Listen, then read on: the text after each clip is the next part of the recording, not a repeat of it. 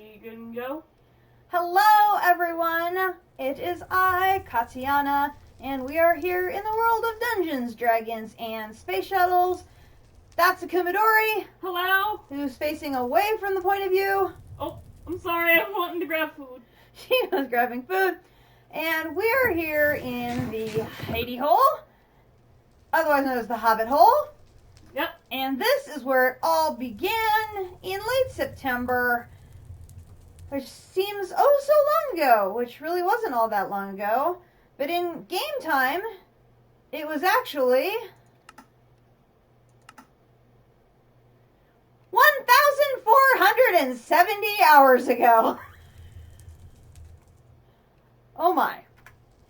So anyway, I have laid out in my head how to give you the grand tour of our base and the various pieces and parts that we have developed over the months, and I hope you will enjoy the show.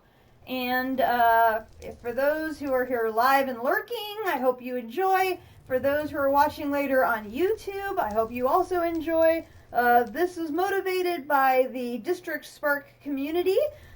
They have a tour of bases segment on Sundays on their Chroma Technologies server, which I'm not participating in, but I thought I would love to be able to show off our base to all of the gang there, and so I thought I would do a tour stream and video that I would post to District Spark's Discord, so that way anyone who, after District Spark's stream tonight, could come over and join and watch the tour live.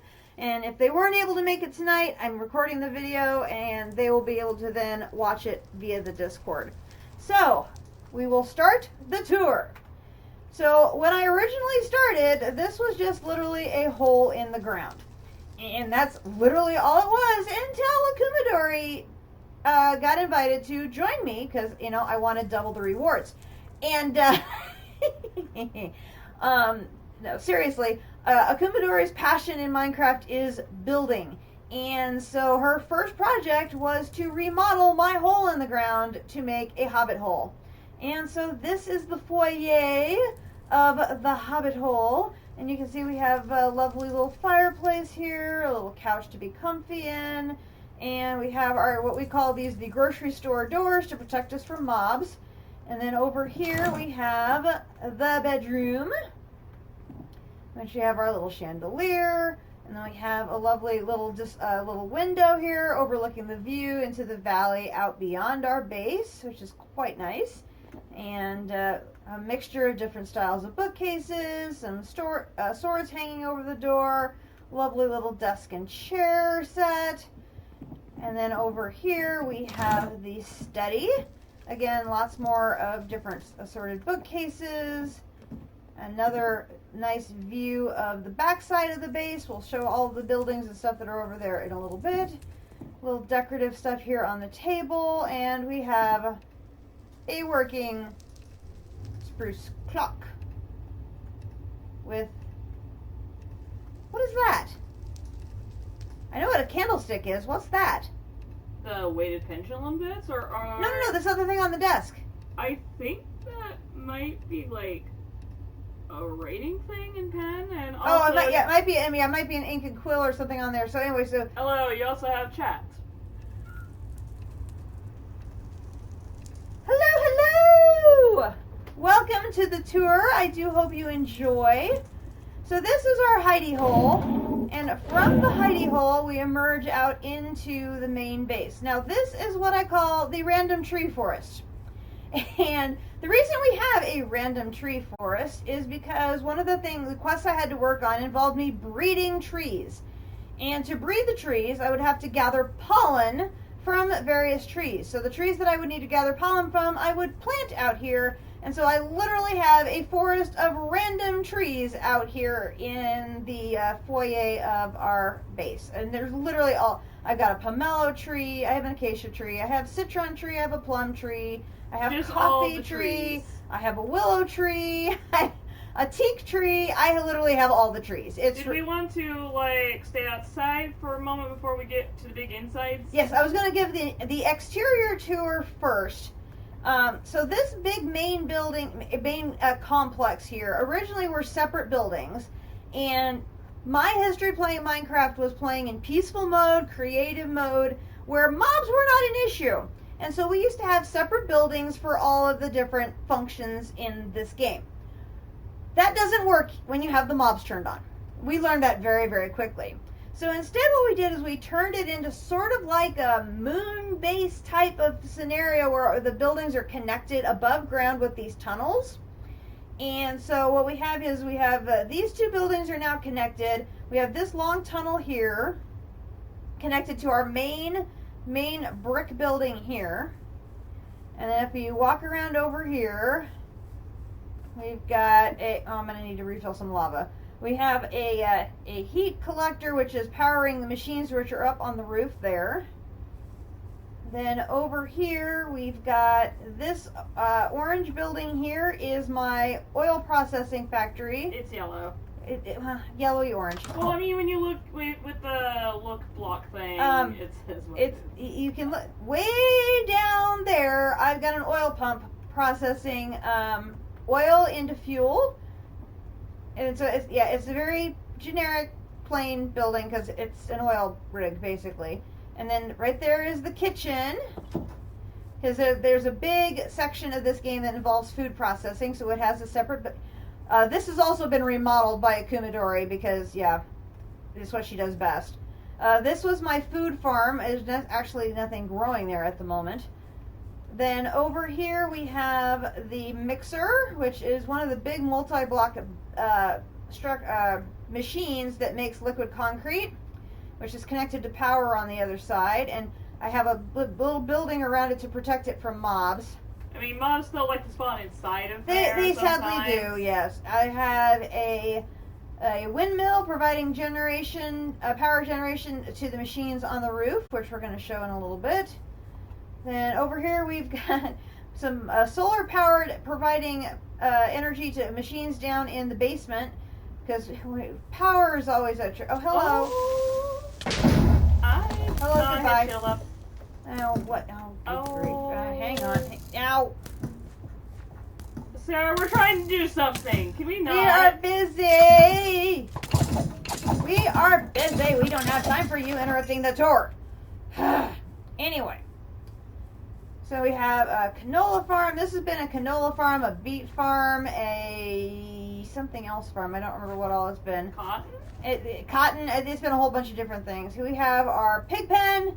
That pig is the happiest, bounciest pig I've ever seen. He just bounces in it, and this pig keeps getting stuck in the water trough, so he just sort of lives there. Then over here, I have a built-in zombie dungeon. There you are. So I have a blood and life I fell down the hole. Why did I fall down the hole? And I have the wrong bobble on. I will fix it. I need my bouncy bobble on, not my other one. There we go. Oh no, go away. Oh my gosh, even my bouncy bobble isn't helping me now. There we go. So, I literally had a zombie dungeon underneath my base. Dude, you're interrupting the tour. Stop doing that. Well, get out of the thing. Well, I want to show that I have my zombie spawner in the zombie dungeon, and I have a little tier 1 blood altar in here, and it is generating both blood and life essence for me. Oh, hey, check up on the chat, Ma. Hey! Hi, District! Hi, Poto! Good to see you! I will pop out of the hole, because the hole does not like I have to keep the hole easy to get into, but not easy to get out of, because the things like to fall in there. So yeah, I have a zombie spawner literally right under my base, so that's very convenient. Yeah, that was like a weird, fairly early on find. Yeah, there's another dungeon underneath that's a 5x5 thing of rooms that's just filled with spawners and chests and everything. It was insane. This is like the greatest seed ever. I swear. Oh, off in the distance. I don't know why he's black. I remember you showing me a picture. This is the greatest seed ever. I swear to God. I have like had all the resources I've needed. I've had dungeons that are just ridiculous. So that's so terrifying. This is my Ender Pearl farm before I found out how to mass produce them. But I'm coming. Okay. Then there's a random building spawn right here next to base. I know Don Quixote has, he's been playing in the same seed as me because the seed is just so awesome. He has a lighthouse in his version, and we had a fisherman, but I had a sea serpent spawn in mine and it killed the fisherman, unfortunately. So Akumadori has modified the remains of the fisherman, and why is there a loot bag here? Oh, slime. Oh, slime. Anyway, so she has modified this island area, and it is now the crab sanctuary. So she has her little family of crabs living in the crab sanctuary, and the note block collection of music that when the crabs come over here, she can pop in a music disc and watch them dance. And it's the greatest thing ever. I initiate crab rave. She has crab raves. It's quite entertaining. Let's see. I love it. He's shoveled snow, and then Spark is going to hang out here for a minute. That is awesome. Glad to have you. So then over here... Oh, everyone's asking about the huge crab. Okay, so quark crabs, if they get struck by lightning, they grow big. I don't know why he's black now. But now this one has turned black. I don't know what happened. So this huge crab has been hanging out at our nether portal. So we call him King Crab. Why he has turned pitch black, I have absolutely no idea. This just happened this week. What? I know, right? I don't know why he has turned absolutely pitch black. He was just like maybe double the size of a crab. And now he's gotten as big as that building and turned pitch black! He is actually a really, really dark red, because I can see on your stream he's rendering as slightly red. Yeah, if I got closer to him, which personally I got some slimes to do with it. Yeah. You can see a little bit of his texture and coloring, and if I get over to him, you can see the rendering above is a normal crab, but for some reason there's a visual glitch now where he's just showing up as black. I have no idea what's going on. So I have my nether portal in that building there, which I'm gonna forge across here to the incoming. I know, I can see him. So yeah, he's just sort of hanging out. Are you trying? Okay, now he's red. Watch your slimes on the back. Got it. Oh my God, all the baby slimes. Get out of here, baby slimes. I don't want you. I said I don't want you.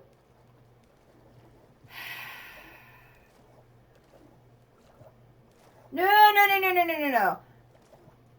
King Crab is very precious to Akumadori. We don't want anything to happen to him unless he gets hit by more lightning and gets even bigger. I believe the last one I happened to look because we had Pokeballed him. He's, I think, at least 30 HP. I think he has been injured a few times. So now this because lightning strikes. Yeah, well, I'm imagining that probably hurts. It probably hurts. Okay, so this is the building that Akumadori made for our end portal. So we've got this lovely thing. It's sort of set down into the island, and then the entrance for it is over there that you climb down into the ladder and dive down into the portal. And then back this way, These are our sort of our portal islands because we have our nether portal and our end portal on 2 of the islands in the bay. And then over here, at the top of this hill over here is our Twilight Forest portal. I will save that to last because Akumadori's pièce de résistance is the Twilight Forest base that she built us. And I want to save that for last because it is truly magnificent and I absolutely adore it.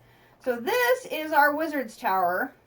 I believe it's one of the structures that still needs to be kind of out. I haven't finished it yet. So this is where I've got all the potion and magic related stuff going. So I've got storage cabinets here for all of the books, potions, elixirs, and ancient tomes. Hey, Ma. Yes? So you're being asked how many hours do you have on this playthrough? I showed it earlier. I will show it again. I am at 1,470 hours. Now there's a different category in there. That's you. No. I thought there was a different thing because that says time played, or is it? Yeah, it's time played. Okay. Now that involves. Holy balls! Now I will say that's not active time played. Like I'm actually sitting at the computer playing it. I do go AFK where I will put the game into peaceful mode and just let it keep running to generate resources. I know there's another way of going AFK, but I don't know what it is. That's the only way I know how to go AFK, so I will let the game run overnight until it crashes, which unfortunately my version likes to crash a lot. So that's one way that I keep the game generating resources for me, is letting it keep running. So it works great for a while, and then it just crashes and crashes and crashes and crashes. So this top floor here is where I'm going to put my enchanting table and the bookcases and stuff so I can start enchanting things, which I have not done yet. But that's what the top floor is going to be. It just hasn't happened yet. It's on the to-do list, which is, the great never-ending to-do list, which is, never ending. I have home keywords set up like all over the place. My first original tombstone. But of course, one tombstone is never enough. So for Halloween, we had an event, which is the last of the surface areas that I'm going to show you. I mean, other than the interior of the mega structure. Well, yeah, I'm going to save the interiors for last. So for Halloween, Akumadori built a cemetery. And the blocks are going to look a little interesting. We added a mod. Yeah, we added a mod called Cathedral. And something is not happy. Fight. We added a mod called Cathedral to get some additional types of blocks in here. And made a... you're still here, you poor little thing. We built this cathedral, or we used the blocks from the cathedral to make a cemetery, using... What is having a fight? I don't know. We used the existing astral sorcery thing that was here, and this allowed us to add several more graveyards in context. Because I know the Corel Tombstone mod requires you to charge things with souls. And so we wanted to have a place that we could have a whole bunch of tombstones that didn't look out of place. And like, well, where else would you put tombstones but in a cemetery? Well, you did have I believe it's Poxel? Yeah, it's more than a few hours. I mean, there's a whole bunch of that. And then we have a map of our base hanging up over the cemetery, which is named the Pumpkin Patch Gallows. So that's sort of the far end of the exterior of our base. I will now show you the interior of the base. I am just saying, do mind you do have a BRB to one person. Yep. So this is our primary source of redstone, is our lily garden, which is long. and I'm getting hungry.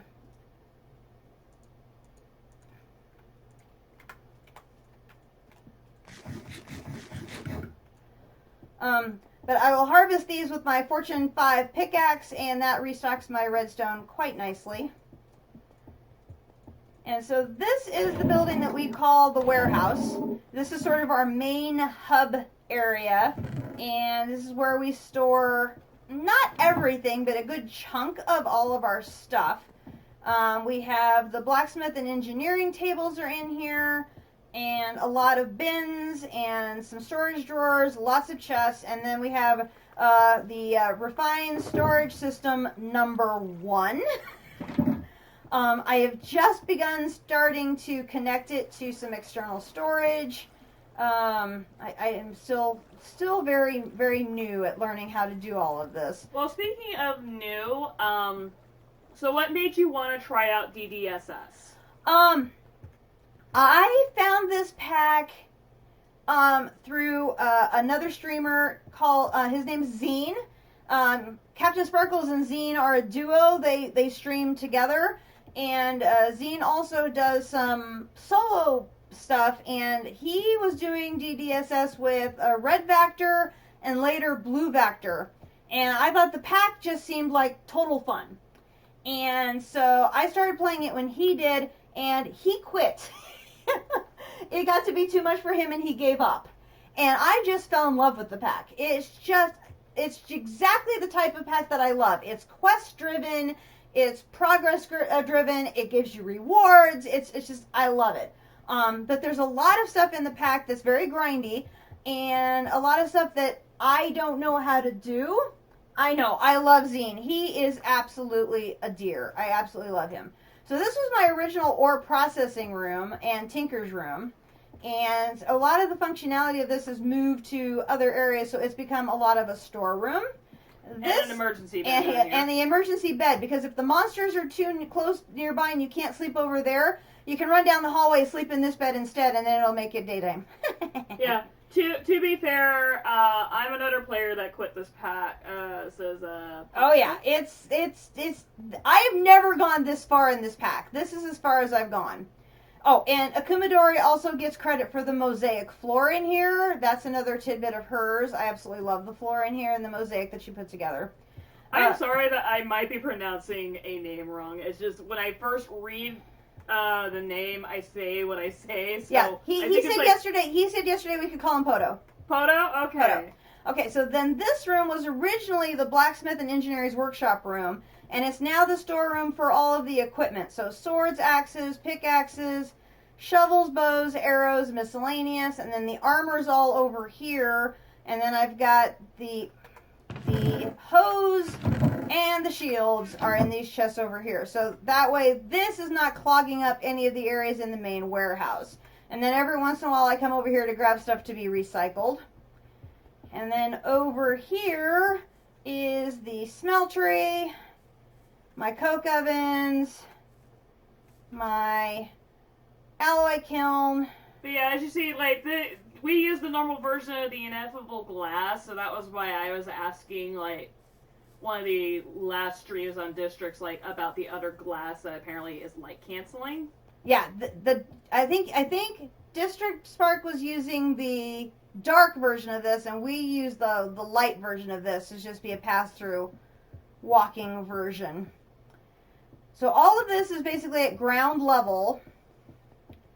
And then if we go through the tunnel on the other side... Yeah, dark version. Yep. Then we hop over here. Now this one is like a sky tunnel, but it has to have glass, because every once in a while I will use a harvester with solar panels below here. And so every once in a while I have to take the stone out of here and put glass back in so that harvester will work. I mean, I can always make that a full glass too, because we have the wonderful exchanger block. Yeah, that's her favorite tool in here. Okay, so this is the remodeled kitchen, which was this dinky little tiny room when I started the pack. And she's like, oh, I'll remodel the kitchen. And this took her an entire episode to remodel the kitchen.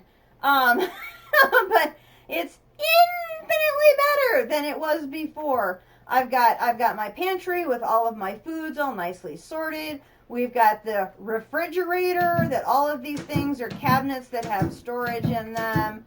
I've got kitchen workshops all over the place. I've got basic drawers with storage in them. All of these are storage for my tools. I've got another furnace in here. I've got the sink, which is actually an infinite water source. I've got 3 different kitchen workshops in here for making food. All of these are storage space. I mean, I got storage space all over the place in here. I was so proud of my little island. Yeah, this little island here in the middle is absolutely awesome. I mean, it looks like a kitchen island. It really does. And we've got more storage over here for seeds because I mean, I've got seeds for days. I mean, that one's full at 4,096, and this one's at 2,785 of cotton seeds. So if I ever need to make more seed oil, I'm good. We're good. We've got all of our Pam seeds over here. Got sort of the miscellaneous stuff over here. And then the entrance is on this. Oh, dude, you're interrupting the tour again. Seriously, go away. And we've got some berry bushes over here. I've tried to scatter them around, so if you ever need some emergency food, there are some berries to be found here, there, and everywhere. My crushing tub that hasn't been used in forever. So that's the surface level. I'm going to sleep real quick. Just maybe minimize some of the noise. Yeah, well, at least get rid of some mobs. Okay, yeah, maybe not. Okay. I mean, I said try. Yeah. Okay, so lots of action then happening. Oh, you forgot the little sub-level before you... I was going to go up and then go down because there's 2 levels down and 1 level up. Oh, I mean, there's a sub-level that isn't the elevator. I know, I've got so much stuff. Anyway. Okay, so anyway, the roof is my main, well, was my main machine level until I started expanding.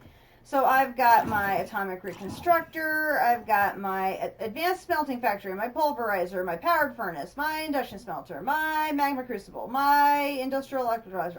Just all the machines. We've got all the machines. I'm currently making molten demon metal, working on making this lovely neodymium, whatever. So the power for this set over here is all being powered by the windmill with a supplement by a couple of solar panels. Then I didn't pick those up yet. Picking those up. The power over here is all coming off of this heat collector and being stored in a battery on that end. Which you said you needed to refill. Which I need to refill one of the lavas for. And then this battery gets filled up and saved when it's working. And then when it stops, because one of the lavas gets down, runs out. Well, they randomly will get used up. So these 2 batteries will fill up, and then when it dies out, the batteries will usually keep it going until I notice there's a lava missing. But I can probably add these solar panels to this, and then that should help them get going again. But I've got my several of my Galacticraft machines, my Tech Reborn machines, basically a lot of my early game machines were all up here on the roof, so I could just go bouncing up and down from the roof. Oh dear, this got clogged. Which? Oh dear. Okay. You'll get there when you get there. Okay. Anyway, there's a little tiny step before you actually go Okay. down. So then here, this ladder used to originally go down to the original basement. I have a sub-level basement, which is where I got the water mill, because I didn't know where else to put it. And I had originally put the basement at just this level down, and so I had this little corridor. So we put the water mill here, just so it was still functioning, but not in the way. That's literally all that is a water mill area, just to keep it out of the way. Because originally the water mill... It was in the floor of the main basement, and it's like, there's no room anymore. It's too full. Okay, so this is the main... this is basement level 1. We'll describe it that way. So from here we branch off in 3 directions. The main feature is the Blood Altar Tier 5. So we have this maxed out. Akumadori helped again with the decorations. We got it. We had to move it like 4 blocks diagonally, because when it was tier 4, it was literally in this wall. Because I didn't know how much bigger it was going to be. So and yeah, I'm thinking about my watermill is under my crafting multi-block. yeah, it was just like it has to be here somewhere. Where am I going to put it? So we have that lovely little tunnel that is just sitting in there, so it functions, but it's not in the way. So we've got, this is sort of the primary feature here. Then over here we have our growing field for mystical agriculture. It's mostly inferium seeds, but there's a scattering of a few other things. We added, where is it? The dragon egg seeds and the nether star seeds are both here, and they have the dragon crux and the nether crux are underneath the farmland right here on the edge. So I figured the ones that required the extra block just made sense to put them on the edge. They're being automatically picked up by the harvester, which is being powered by laser beam and funneled down into that crate, which is being routed by item duct underneath the floor to the drawer controller, which is then sorting it all into all the little various drawers all over the place over here. It's sort of backed up in Inferium Essence at the moment. Again? I emptied it. I worked on that. Yeah, it right now, but I've got 2 growth, whatever those crystal-y things are that can go underneath it. I have 2 of them under there, and ever since I moved the sprinkler and added those, it can't keep up. It grows and grows and grows and grows and grows. So I've got all of the essences are in there, and then some of the main ingots that I have so many. Oh, hello. Hi. All the things that I have so many of. So I'm now up to 4,542 terrasteel ingots, 3,636 tiberium ingots. There was only 1,058 titanium and 595 chrome, because I haven't been making those in a while. I have 1,500 aquamarine, 603 iridium, which I used up all my iridium. They do! I mean, if I had known they were going to get this darn big, I would have put it outside and not in my basement. But I didn't know that.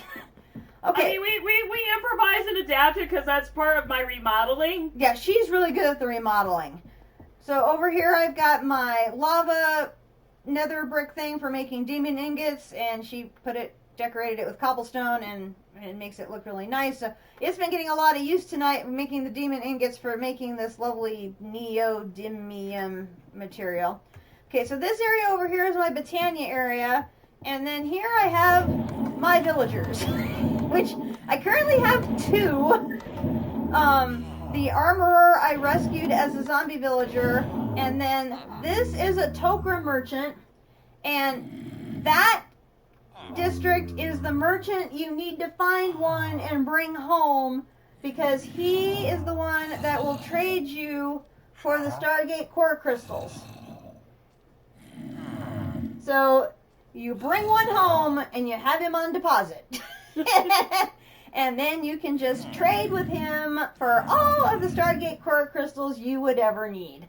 And so I got extremely lucky that I found him parked at a Stargate, and so I just brought him home. And so this is my, basically, bring the villagers home and keep them safe. Unfortunately, I have a cave literally on the other side of this wall, so they have to listen to zombies all day. And we sort of had to figure out how to keep them somewhat corralled. Yeah, so that's why we have them. They would keep jumping in between this pressure plate and the door and get stuck. So that's why they're corralled behind this gate, so that they don't do that anymore. It got to be quite messy. So then this is my mana area, such as it is. This is my charcoal oven that I use, and then I drop the charcoal into my droppers, and they're on a timer, and they feed the endoflames, and then those go into the 2 spreaders here, and they feed my 2 mana pools here, and I'm working on getting a 3rd one going. Let's see. There is a machine you can put them into to automate trading. Also keeps them safe from mobs. Yeah, there's a lot. I've been Chosen Architect has been working on a bunch of stuff with villager trading and stuff in his new hardcore series that he's just started, and I've been trying to pick up some tips and tricks from him on things that I can do. So this is currently how I've been doing mana, has been basically endoflames with my charcoal in here. If I do the Lunium flower, I can probably build a mob farm right off of this wall and then route the mana from here over to there to do that. And then over here is my lovely portal for trading, and then every once in a while I have to drop my mana ring or my mana tablet in here to restock the mana there, because right now they're not getting fed anything. And then this is my terrasteel area, and it's surrounded by dirt because I've been using a dispenser to drop the 3 things on there, and when it drops, they'll go willy-nilly everywhere. So I put the 4 dirt around it to direct them, drop on this plate. And since I did that, they were much more controlled drops. So that's the Botania area. And then over here is the area we adore so much. This is the Void Miner and tree breeding area. It's the Void. It's the Void Room, yes. So we've got all 3 Void Miners here. So we've got the. Oh, I'll have to touch the ceiling. Okay. So I just today. Oh, Blood Moon. Oh Lord, yeah, things are gonna get interesting. Okay, so I just tonight thank God for my bouncy boots. I just tonight got this hooked up to where the chest is now automatically feeding the ores into the drawer controller. Otherwise, we'd have to empty it manually every day, at least twice, because the chest would fill up. But we are currently at a tier 4. Yeah, the dirt block is sort of to see where it upgrades This out. is going to be the maximum radius of it. We were figuring out how big this darn thing is going to be to try and measure it out. Oh, I'll have to do some floor replacement because some of this is new to me. Yeah, she's got a lot of work to do. I have everything needed for the tier 5. So all I need to do now is work on the materials for the lower structure and my tier 5. Yes, those droppers are a pain in the butt. I love them for those things, but boy, they just like to drop them like a block and a half away from. No, you're supposed to drop right here. Ugh. But they got the job done. Now things are going to get a little interesting here color-wise because we have a bunch of open to the sky areas, and so when it's a blood moon, the colors get kind of interesting down here. So that's a tier 4. This is our resource miner.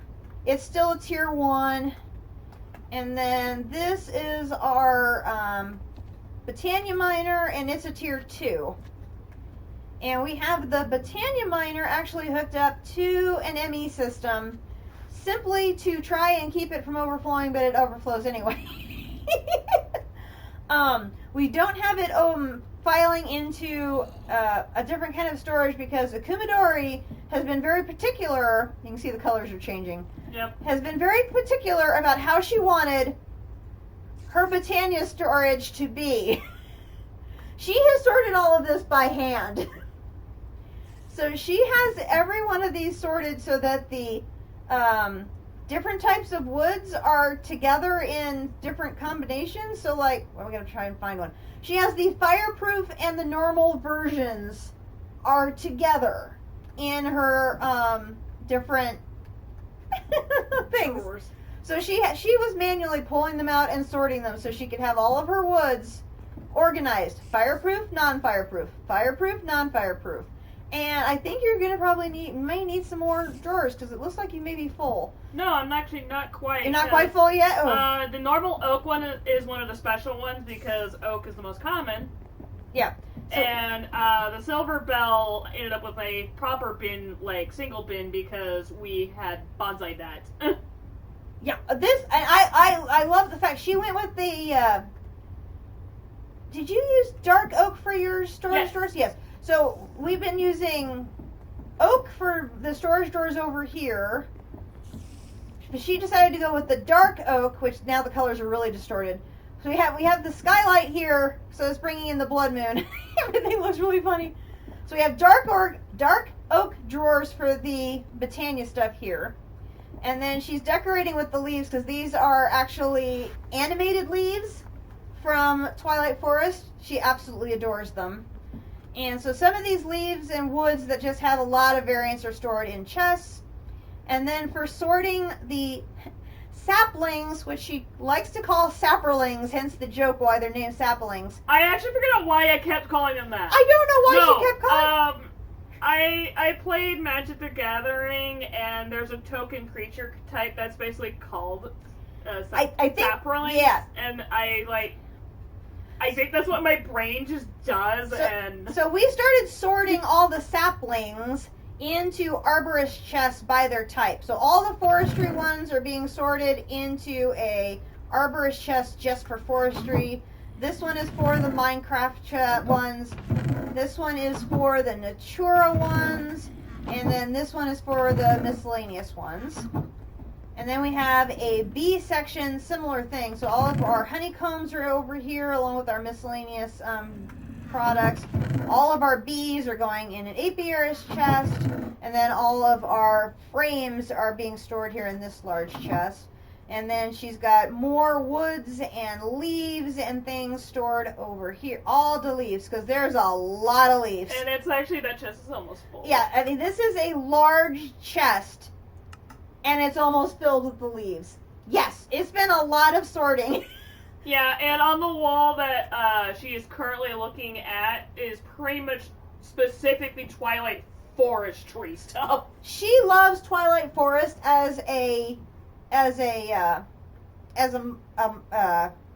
not a mod pack, but as a specific mod. A specific mod. So all of the Twilight Forest trees get their own little place. Their leaves are getting in their own place. She loves Twilight Forest. And she's segregated them out to their own place, so that way she has all of their woods visible for how much of it we have, because she plans on doing a lot of decorating, and building with some of these in future projects. But it has its own arbor chest. Yeah, it gets an arbor chest for their saplings, separate from everything else. It's just it's her favorite. This here is my breeding area. So I've got my, I believe I was using redstone or glowstone to produce my mutagen, which was being automatically piped over to the mutatron.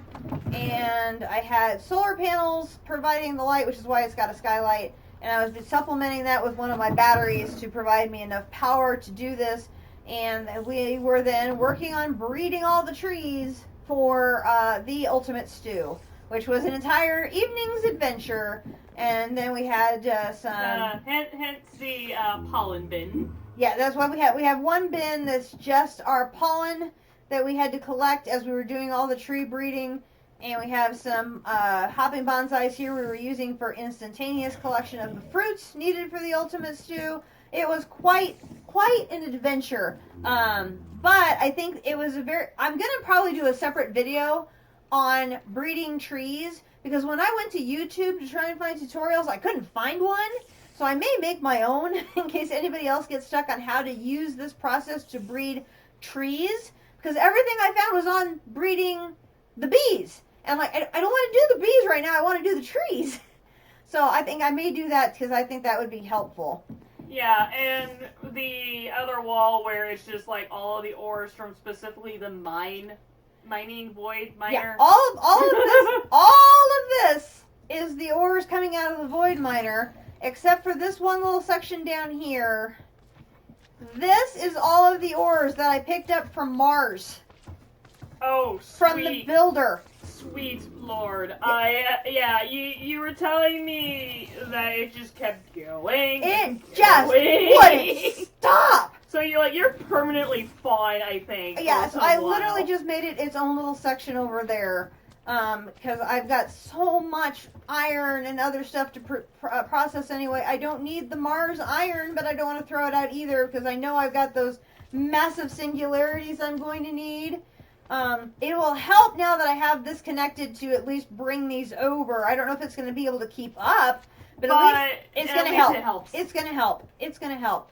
And then over here, the resource miner, we've got this little set of drawers, and it's got its own drawer controller, so we can just grab stuff from there and drop. Oh, that's about to be filled up too. Yeah, I haven't emptied that or piped it over into the drawer controller yet. Well, it just helped that some of it, like... Part of the reason is because we are not using the drawers for things like all the terracotta and all the crystals. Those are just going into chests as opposed to the drawers. So that's why we're still manually emptying that chest out. All of this is being powered from my one solar panel 8, which is coming in from... I'm going to take a second. Where is it coming in from? Where's my... I think it's from the big void. It's from upstairs. I'm just trying to remember where the... Well, no, I'm just saying, I think your up is somewhere in the big void, isn't it? No, it's up here somewhere. Oh, I think it's there. Oh, this large chest is completely now filled up with the terracotta. Yeah, we made it... there's a mica. Oopsies. No, mica doesn't go there. I know that. I figured that out. Somewhere around here is the connector to the surface, and all three of these void miners are being powered by the one solar panel 8, which I will... Dude! Oh my gosh, it's still the blood moon. Oh! You have made mistakes. I have made mistakes! Oh, warp fell out of the world! That was bad. That was really bad. Well, anyway, the solar panel is sitting up there. I can't show you until the mobs are gone. The solar panel 8 is sitting up there somewhere, and it's feeding all of these power connectors.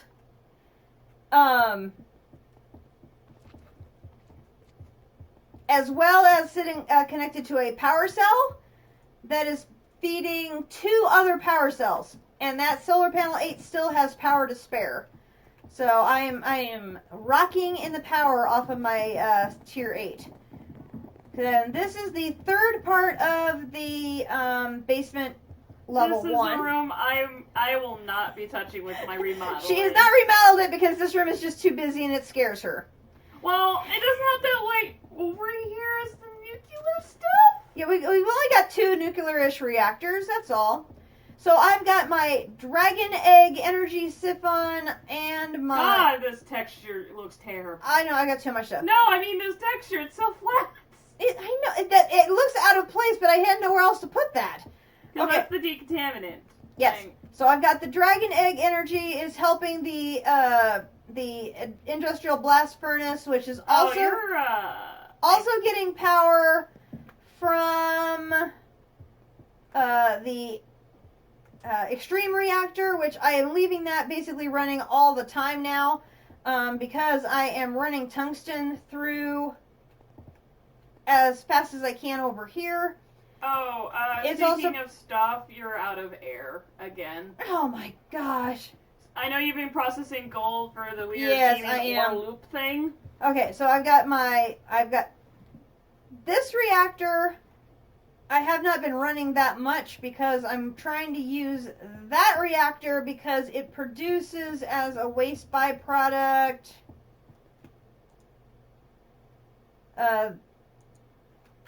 this stuff, and that is something I can use to produce ancient dust. So basically this is producing the power that's running basically everything over here. I've got both of my big multi-block machines here. Basically all the big stuff right now is on this side of the basement. And so I've got all of the big stuff is over here, all being powered by that one reactor, and then this reactor is sort of the supplemental power. And what I like about it is when it's running at negative heat, so it will not melt. I deliberately set it up that way because I didn't want to forget about it. This is now, this is my bag opener. I put the two lovely patience bags in there in hopes that I can just get rid of them by opening them. And so far they haven't opened yet. They're still both cycling through there. Then over here we've got my monstrosity. How to explain this? Well, I mean, District Spark's gonna know what it is. So this whole thing here is my process to triple the ores. So I've got the chest over here. I've got all of these have been upgraded to advanced. Their primary source of oxygen is this electrolytic separator. I have a second one running just to give me more oxygen because this one runs out all the darn time. And so right now I've been making gold so that I can make more of the demonic dust. Oh, you haven't put a container by your blood thing, have you? No, that's because it's feeding the infuser right now. Oh, well, I'm going to keep feeding the infuser with more logs then, because I need to empty a lot of stuff. Yeah, if you feed that with logs, I moved my blood infuser out of the dark magic area over here so that it will automatically be filling with blood because I was producing all of the fermented spider eyes. I was making fermented spider eyes, so I had this thing all automated to make fermented spider eyes until I found a better recipe. I found a cap on the base, or on the advanced bin. Yes, they have a cap. I hit the cap. Yeah, 8,192 is the cap on the leaves. We need to start doing those next. Whoopsie. Okay, so this front row is all of the ore tripling stuff. Then on the back side is all of the nuclear craft machines. I have them all lined up over here. Which most of these were producing iridium until I found a better source of iridium. Yeah, District knows it all too well. So the power for these is I have a water wheel back here that's optimized with a glowstone column on one side, and then I also have over here my gas burning generator, which it's maxed out. Oh, you need more oxygen. Yeah, well, everything's stuck right now until I switch out the canisters, which I'll do that after the tour. Yeah, because I'm looking over and I'm like, oh, that's a stop, because you had to install a second gas canister, or not? I actually have two electrolytic separators to try and keep one oxygen tank full because it constantly is running out. But the oxygen side of this is running over there to keep that running. The hydrogen side of this runs to here and is part of this lovely process with the crusher and the PRC to go to the gas burning generator, and that provides power to keep the whole system going to supplement the water wheel, or because that water wheel was not cutting it. Once I upgraded all of these to the advanced, it was just not enough. So I've got an energy battery over here to help hold the power when things get stuck. But lately, this basically is full of ethylene constantly. I never need to worry about running out of ethylene. This thing is constantly full. But I've got all sorts of things going on here. I've got one aqueous accumulator running the whole shebang there. I've got the latex processing unit and the chemical imbuer sitting over here. So I've got this. This is just a whole monstrosity, but it works, which is the yeah. I need to add more upgrades to these, which I don't have any yet because I'm only now learning about upgrades. Yeah, like I only started adding the I didn't know about which machine upgrades go in which machines until you started showing me, which I am so grateful for. So like I now have 2 of the overclocker upgrades on here, which helps tremendously. And if I head back to the roof, yeah, gas upgrades will help with the oxygen usage heaps. Oh, excellent. Okay, we will definitely need to work on that. So like I've got that one at Signalium, that one's at Signalium, that one's at Resonant, that one's at Signalium, that one's just at Hardened. That one's at Hardened. Some of these are just at various stages. That one's at Resonant. So I have a ton of work to do on upgrades. I know that.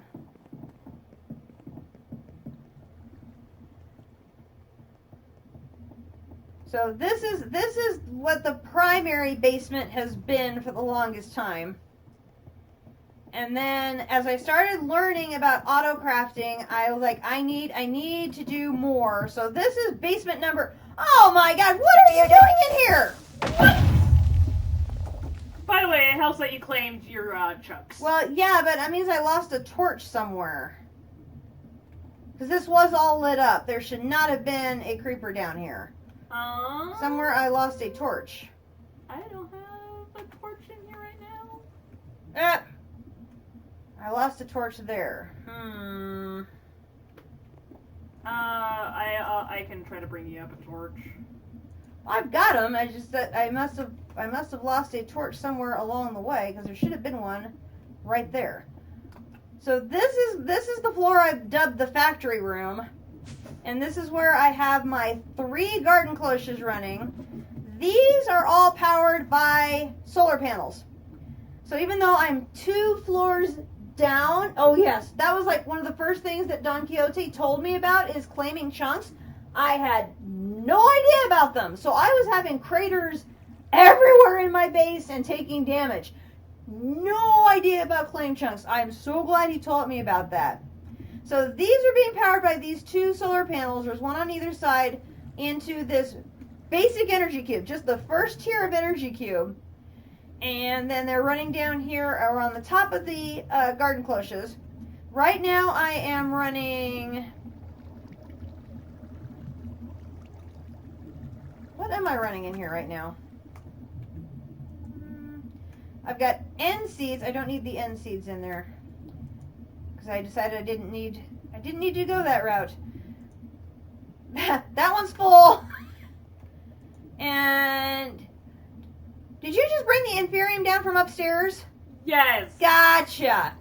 Okay, that's sometimes why everything's full. We got to process those after the stream. So I've got another aqueous accumulator in the wall back there that's filling the water, although it's out of water right now. I wonder why that is. Oh, probably because my tanks were all full. Great. So all 3 of those are going. These things work great. All I have to do is add bone meal down here to act as the fertilizer, and off these little babies will go. And they will feed into refined storage system number 2. I went ahead and made a second one. This one is down here. Actually, isn't this technically the 3rd one because you're kind of using it for the botanic miner? No, that one's an ME system. This is refined storage. Okay. To me, they look the same because storage systems. Yeah. This one is actually being powered by a power cell running off of the solar panel. What I love about this one is for my fluids, I have an external storage off of a demonically gargantuan drum. So I basically have 65.5 million space for my fluid storage. I'm going to have all the super glue I could ever need for producing my microchips. That's kind of the main setup reason I believe down here is for the microchips. Yes, and so I didn't bring a fluid grid. Or yes, I have 3 of them. 3 of them. Yes. No, I got them from loot bags. I have 3 of them. There's one over here. I have one over here. This is hooked up to my process for making. I I have this hooked up to make wood piles, but I have run out of compressed air. So I had this thing completely filled with compressed air from making the titanium dust and chrome dust and all that. Dumb question. How did you do the crafty thing to take your Ethereum block to the next block? I will show you. So you'll need to take the blocks of Inferium Essence out. So here at the top where you see the block of Inferium Essence, it's 449. Yeah. You'll need to take them out so that you'll see the word craft at the bottom. It won't let you auto-craft if you have the things in the system. Okay. And I'm full right now, so I can't do it. Oh, so I would pull... Oh, God. Yeah, How do you pull all of it out? So if you shift left click on one, it will pull 64 out. Yeah. So you just shift left click on it again and again and again and again. Please do not need to take and then it's going to move as it starts emptying. Yeah. Okay. Okay. So now it's got the word craft on it. So if you watch my screen, she's sitting behind me in the room. If I click on craft, it's going to bring up this sub menu, and I can tell it I want you to craft 704 blocks, which is an obscene amount. If I hit start, that's only going to use half of what's in there. But I'll hit start. Boop. And it's going to go ahead and just start processing those. Well, you only want to be using like maybe half of this anyway, because don't you take the actual essence itself to create the Insanium essence? No, I'm using blocks. I'm processing everything in blocks. Oh, the reason I asked that is because I know when you're making the upper siege, you still need the essence and not the big blocks. Right, but I process the Insanium blocks and then take it apart. Am I good to put the blocks I pulled out in, or is that going to interrupt it? It won't interrupt it at all, but then we'll need to take them out again to be able to craft more. Okay. So what I need to do is probably have you put them in the bin behind you. Oh, well, right now I just set those in because I have to keep an eye on my inventory. Oh! District Spark just said, ooh, I have one of these drums too. I must have got that from a reward. Now where to use it. Oh, we gave ideas. This is how I chose to use it, is by hooking it up as external storage, because then I literally have 65.5 of external storage for a fluid. Yeah. Because it's basically then an external storage tank hooked up to my RS system.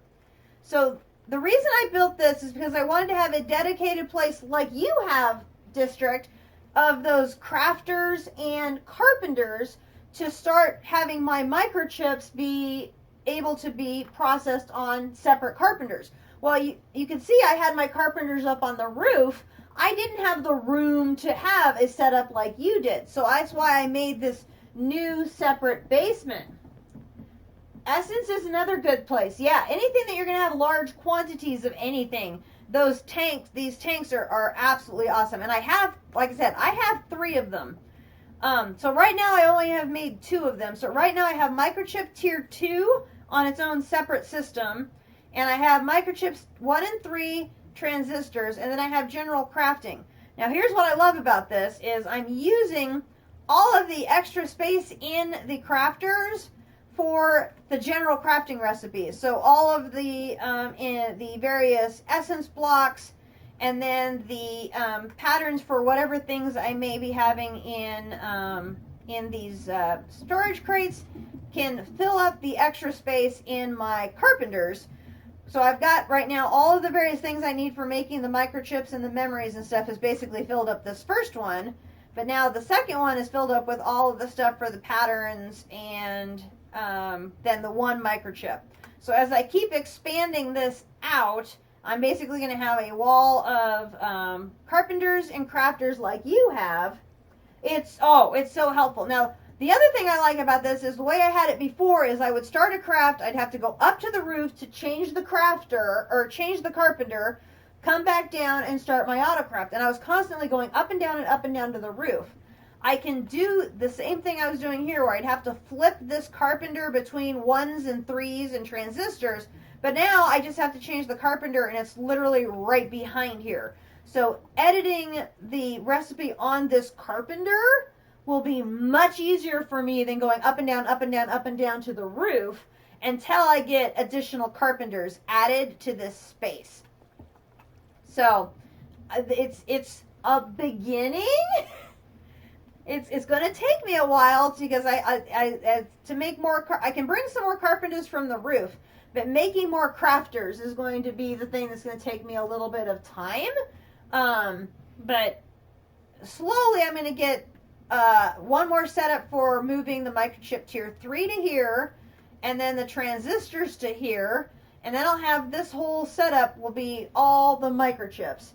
And then once I do that, then I'll be able to continue down the line here and add some additional auto processing using carpenters and super glue.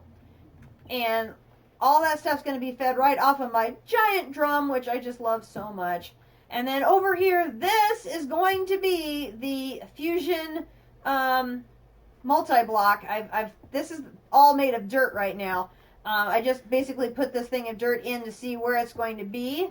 And basically the power line from the power cell is just going to run right down here, down the channel, and end in the controller right here.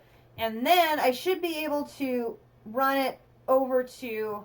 it's a rather large multi-block. This one is huge. It's a 5x5x5. It's going to take 98 fusion casings, 3 fusion cores, and the fusion controller. Yeah. But once I have that, it's going to allow me to combine any 2 chemicals to form another chemical. Is what this particular multi-block does. There's a second multi-block that's just as big that will pull a chemical apart into 2 other smaller chemicals. They go together. So one puts them together and one pulls them apart. Exactly. So right now, if I come back up my ladder, I'm going to, now that I've expanded this room, I should be able to put another elevator. I'm hoping I've come out far enough so that I can extend this elevator down one more. I'm hoping. So one of my other projects, I have so many projects. So this right now is my current chemical center. I have one of my power cells running it. This is the chest where I've been doing all of my ancient dust processing. So there are 9 separate things, 1, 2, 3, 4, 5, 6, 7, 8, 9, that you need to process ancient dust. This one is the hard one. Everything else is completely doable, except that one. That one's hard. Well, I'm just kind of catching up a little bit with the chat where something was super helpful. Yeah, that giant multi-block. Okay. That I'm working on now. Oh, that big boy block. Okay. Yeah, District, I agree. District is going to love that one. Especially because he's going to be able to figure out how to automate those. And and then he's going to be able to put all of this stuff to good use. Because then I'm going to be able to, the way that thing works, yeah, exactly. Well, the good thing is, if you look at the recipe,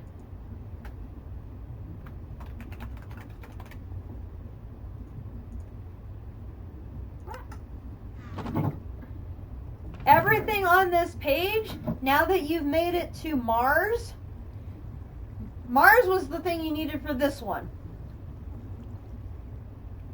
Everything on this page is now completely doable, and for you is probably very easy, except for this one.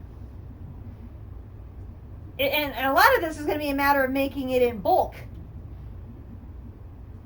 That's the hard one, is this technetium. Because the only way I've been able to make it is either crushed fluorite in the centrifugal separator, and it'll only give me 1 at a 59% chance. Sounds like an investigation is what I'm reading. Yes. Or the alugentum dust and the industrial electrolyzer will give me a guarantee of 1. Which fortunately I get that at a pretty good clip coming off of the andesite and the rock crusher. So I had a ton of that to start with from all of the iridium it had been making. Definitely. So, but really I think the best way for making this in bulk is going to be the fusion multi-block. Because all we have to do is find 2 chemicals that add up to 43 that are both easy to make. If we can find 2 chemicals that are easy to make that add up to 43, we make the 2 things that are easy to make, put them to the fusion multi-block, boom, we have technetium in bulk. Does it say that the technetium can come from the fusion multi-block? Yes. Oops. If you go to here, here, here, here, this little tab, this information tab, appears on basically any of the element pages when you click on them through a recipe. It says that all elements can be created with the fusion multi-block except for hydrogen, because hydrogen has an elemental number of 1. So you obviously can't create something with an elemental number of 1 by combining things. Yes, district! This is one I've been looking at for a very long time. And this is going to be a powerful tool. First of all, because I'm going to be able to finally use a bunch of this. I need to make Yes! Yes! It is, if you, let me... Right, I didn't understand how that worked. Okay, how it now... Is there a quest for it? No, I have not found one yet. I need to, hang on, I need to dump some stuff. Hang on. Let me dump some stuff. Oh, that's already full. Do I have a... make me a chest. Well, do you not have your own, other, Oh, wait, what am I... in your own bin? No, I can't, well, hang on. In your bag? Just a minute, just a minute, just a minute.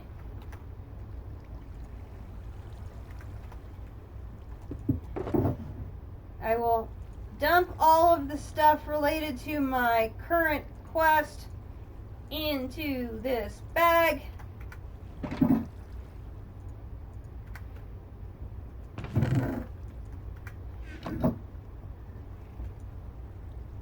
Okay, so I can pick up this. The Alchemistry Guidebook.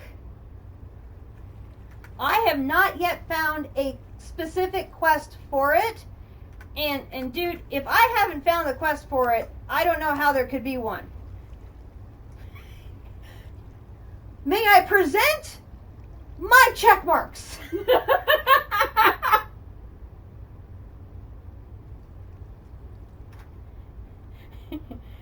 In all of their green checkmark glory.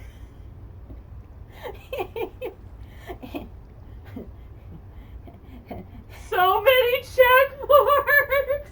Bravo! There are only 4 I do not have. I do not have tier 5.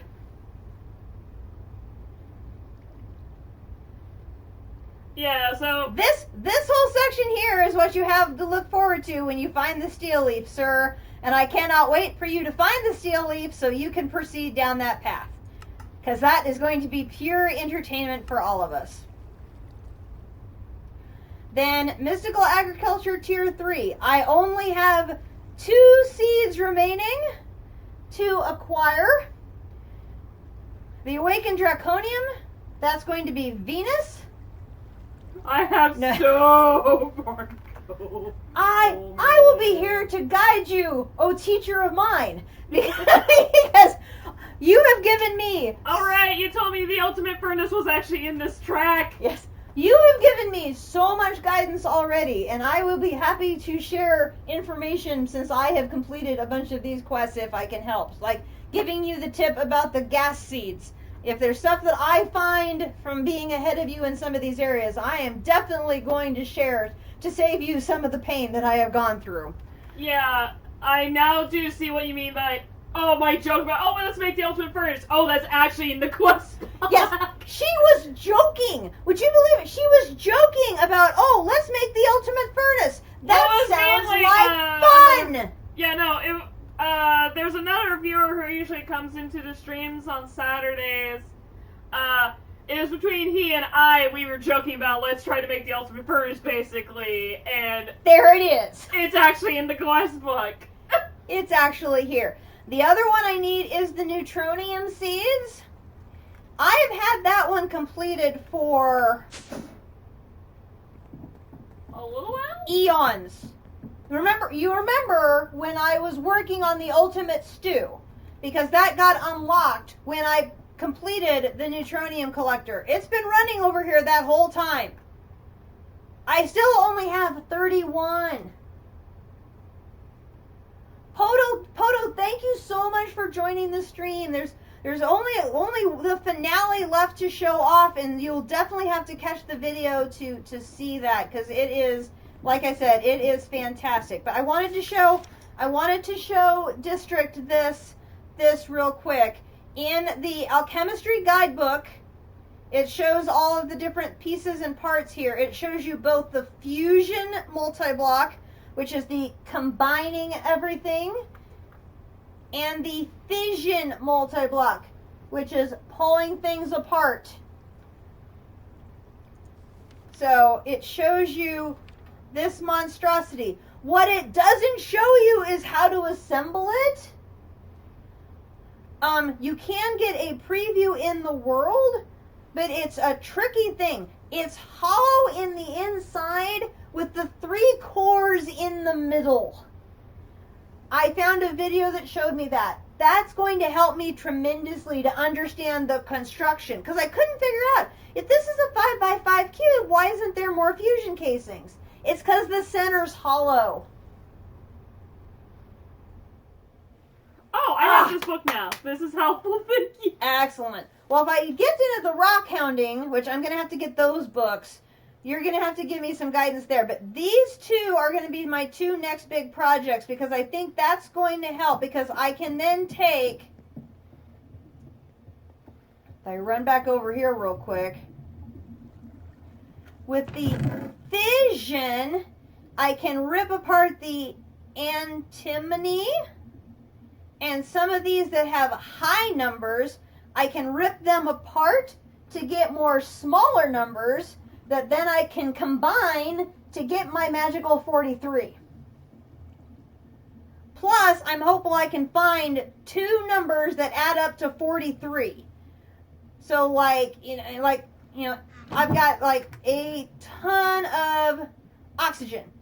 Anything that adds up to 43. So cobalt. I could put cobalt ingots in there and shrink that down, or dissolve that to get cobalt. So 43 would be 3, 6, 16. I don't know what 16 is. Where's 16? There's 18.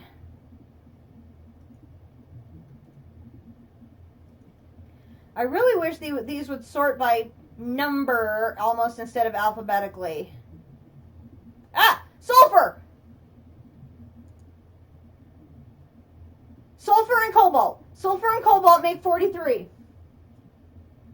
I've got all that cobalt that's coming in from the void miner, and I've got sulfur for days.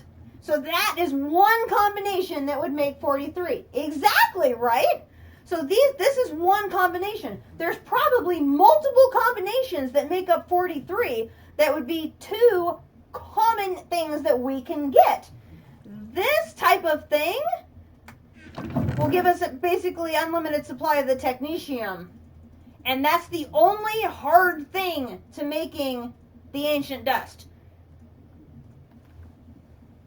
Everything else on this is not hard. It's just a matter of making it in bulk. I mean, the adamant block. Can you make, you probably can't make hundreds of them, but you could probably make half a dozen of them. The insanium essence. Again, you probably can't make hundreds of them, but you could probably make a dozen of them. Titanium oxide. That's easy to make. The plutonium is processed using the cyanide ingots that come out of the reactor. All of these are just processed easy peasy. And neon, same thing. I got tons of neon already. So once I get these fusion multi-blocks, I'm going to be able to make this in mass. Ancient dust is mine. And I'm going to be able to make a good, and I mean, again, not hundreds, but I should be able to make enough to make, no, it's a limit of 2. That's why finding the combination is going to be important. It's accepting 2 elements to input.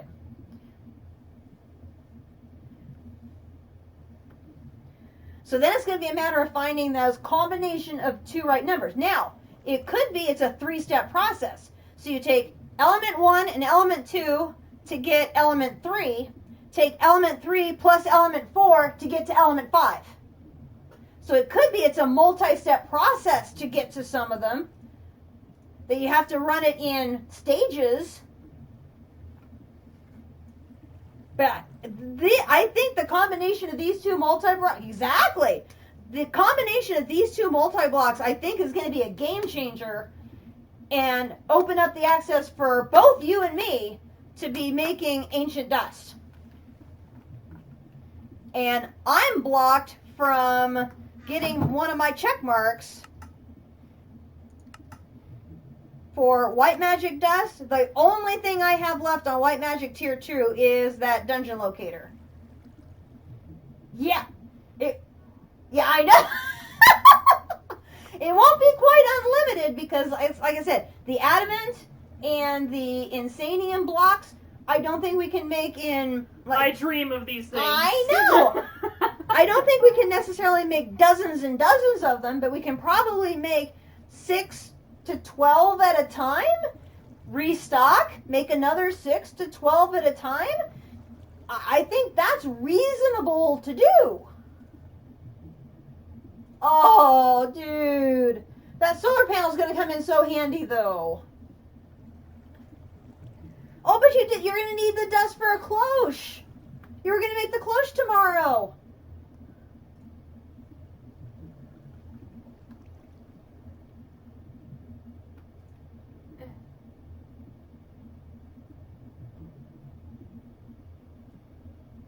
The solar panel is really important, though, because you need to have that power.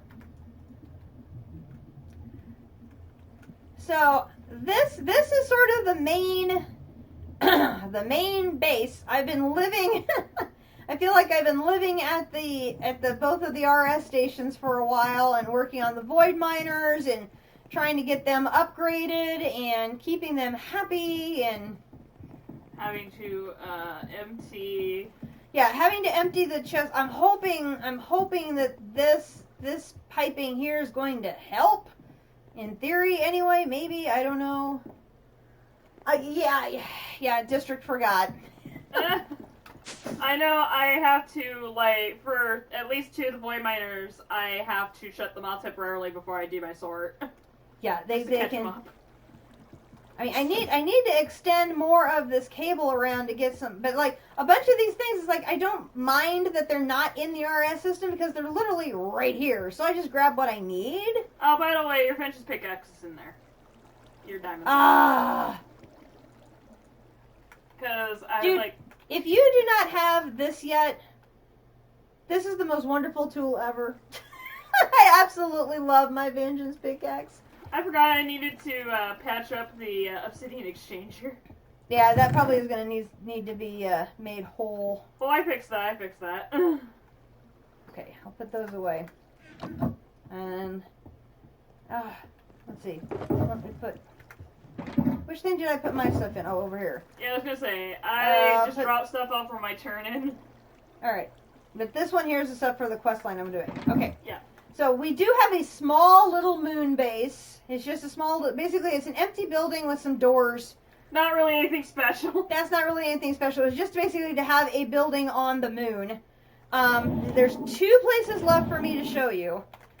The first is my, well, first I should show you this. So here's, Daytime. I can go sleep. Yeah, sleep. Go sleep. We don't want to have the mobs bothering us. Daytime. So this is sort of the overview of our base, that we are on this sort of peninsula here, that we've got our Twilight portals over here, our end portals there, the Nether portals there, my Gaia arena is there. We have a slime island up in the air over there. That's where the fisherman's tower is, that's been converted into the crabs. Then here's our whole main building complex here in the middle. Then the cemetery is there. So this whole area is sort of just the main base area. The piggies are right there, and the zombie dungeon is located there. So we have this whole area here. And you're probably asking, why don't you have an astral sorcery area? Ah, but I do. It's just not here. It's over here. So it's actually located way off to the side. It's located way over here because I'm too low to the ground over here. So I went to the mountains over in this area. Where did it go? It's down south somewhere? No, I think that's it. Yeah, because... Oh, we have a woodland mansion too. We haven't explored it yet. We have a lot of areas we haven't explored yet. Oh, we killed an ice dragon up there. There's a dreadnought dungeon. We've got all sorts of interesting things. Yeah. All sorts of stuff. All sorts of stuff. So up here, we're literally on top of the world. Literally on top of the world. Because I wanted someplace. This place is amazing as far as starlight because it is so high. I found it because down below here is a jungle, and I was literally following the terracotta road. Because there's just a whole line of terracotta down here. And I saw this lovely snowy area, and I needed snow.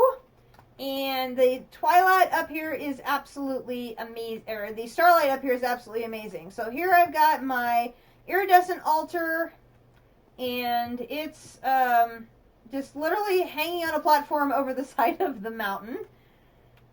And then I've got my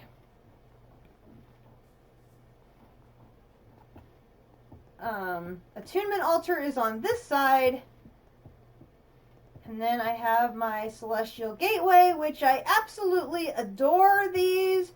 I have never gotten them to work before. Don't accidentally teleport. No, I'm not teleporting by accident. So I have this over here. I don't have the one that you have, whatever it's called, that's surrounded by the pools of starlight. The infuser. I'm not familiar with that one yet, so I'm going to have to probably build another platform like in this space over here, or in off of this direction over here, and just add another platform. I like that they don't need power and just work. Yes! And I love the sort of TARDIS effect of whoosh to wherever you're going. I absolutely love that. It's so cool.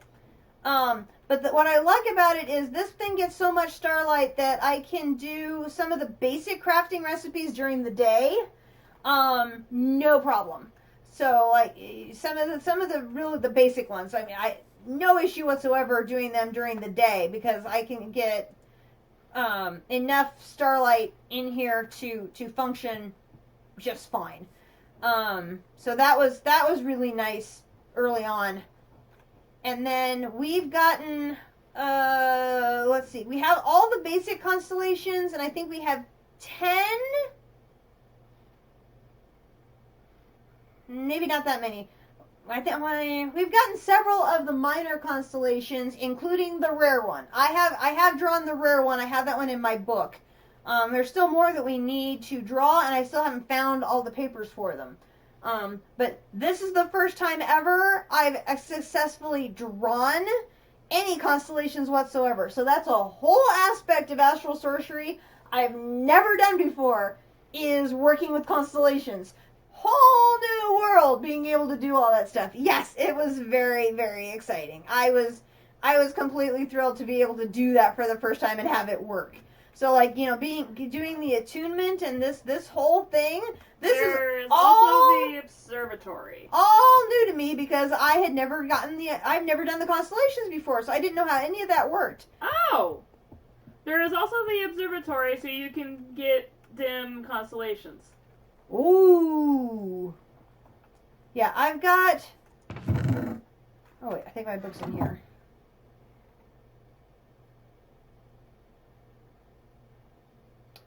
Is the book hanging out somewhere else? Nope, it's right there. I just can't see it in my backpack.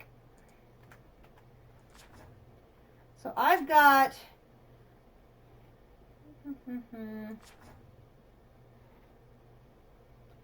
So we've got Mineralis, Fornax, Octans, Horologium, Boots, Lucerna, Alcara, Ulteria, Galu, and Polatrio. I just love these names. They're just so cool. I haven't drawn all of the minor ones yet, but we at least have the constellation papers for them.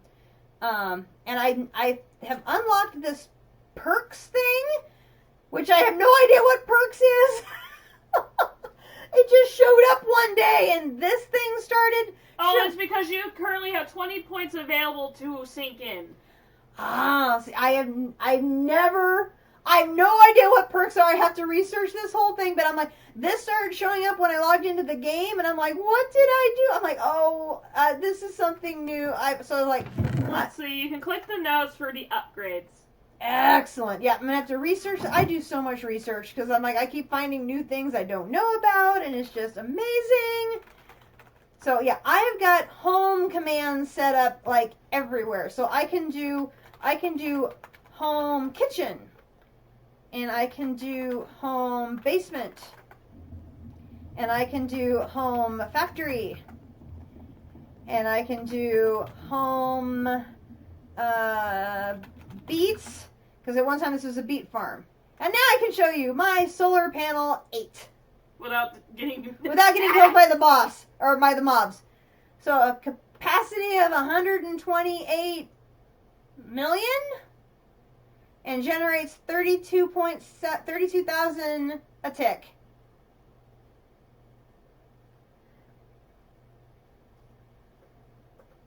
Yes. And this thing is running 3 void miners, 2 power cells, and it's at max. It's not even dented running all of that.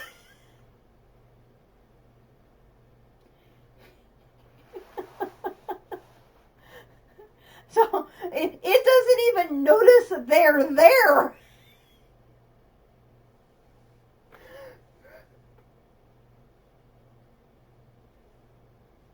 Nice.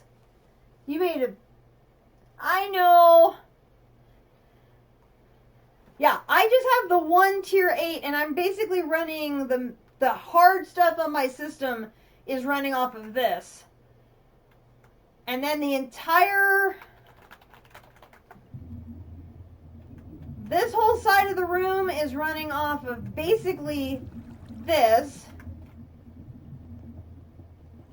And this whole side of the room is currently running off of this reactor.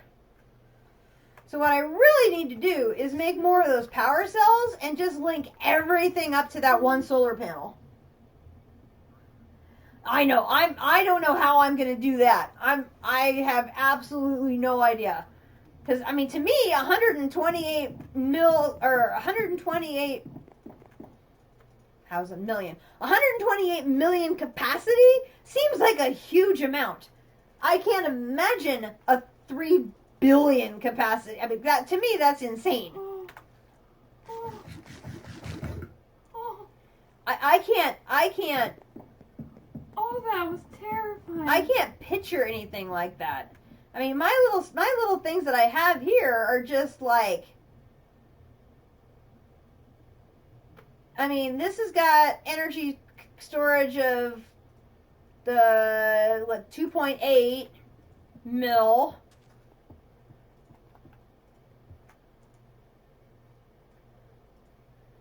And this one's only got a mil. And it's basically constantly empty right now because I've got everything running on it. I just want my ingots. Give me my ingots. I need my ingots.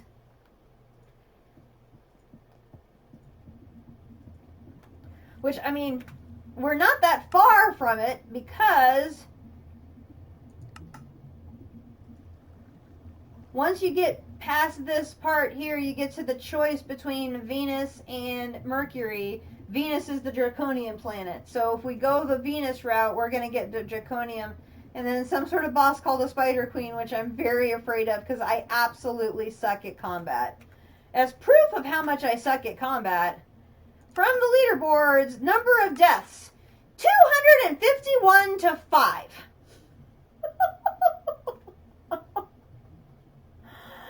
Now, granted, a lot of those happened in the first few weeks of the game when I sucked. And I was not very good. And I've gotten better. I hope I've gotten better. I hope. So, I love my astral sorcery area. It's delightful. But now we have to show off the finale. Oh, by the way, it's night and there's everything out. Oh my. Dang it. All right, hang on. I will sleep before we do the finale. Oh, Spencer, dude. I'm going. I had to kill the Enderman who was trying to greet us at the Twilight, actually. Yes, I am. No, I mean, literally, I tried going through the Twilight for something, and there was an Enderman at the door. That isn't good. Oh. You're covered in arrows! Yep. She's covered in arrows. Yep. Okay, well, you need to come back to the Twilight so you can help with the tour, because this is yours is your baby. Yep. I was trying to drop off sticks that I still had in my inventory from just doing some cleaning. Yeah. There's still a Skelly. You left him in the water. I don't care. I kind of just wanted to get away.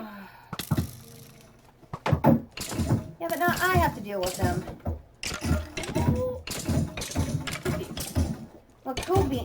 Yeah, but it's a skeleton warrior. He's hard.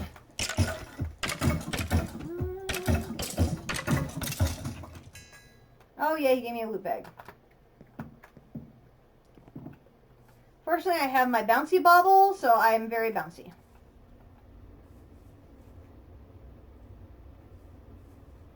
Okay, here we go. All right. So when we get to Twilight Forest, because Twilight Forest is just, it's such an expansive mod, we like to have our own little separate mini base in Twilight Forest. So we have a base there to work out of, so we're not constantly coming back to the overworld, back and forth. Oh, by the way, there's a creeper behind you. Thank you, I did. I at least got my shield up in time. I have actually 2 lasers. I'll be right back. Hang on. I actually have 2 lasers. These. I have laser guns. Mr. Shooty. I name all my Tinker's weapons Mr. Then I also have Freebies Peacemaker.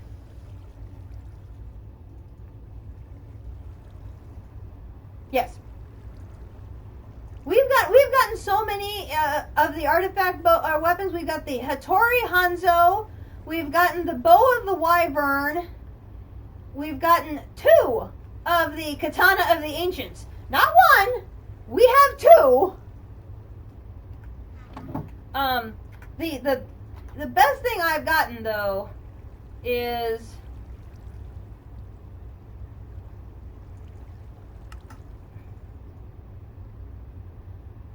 Freebies Bow of Doom.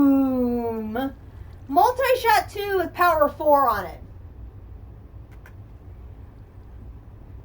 My bow has allowed me to kill a dragon in 12 shots.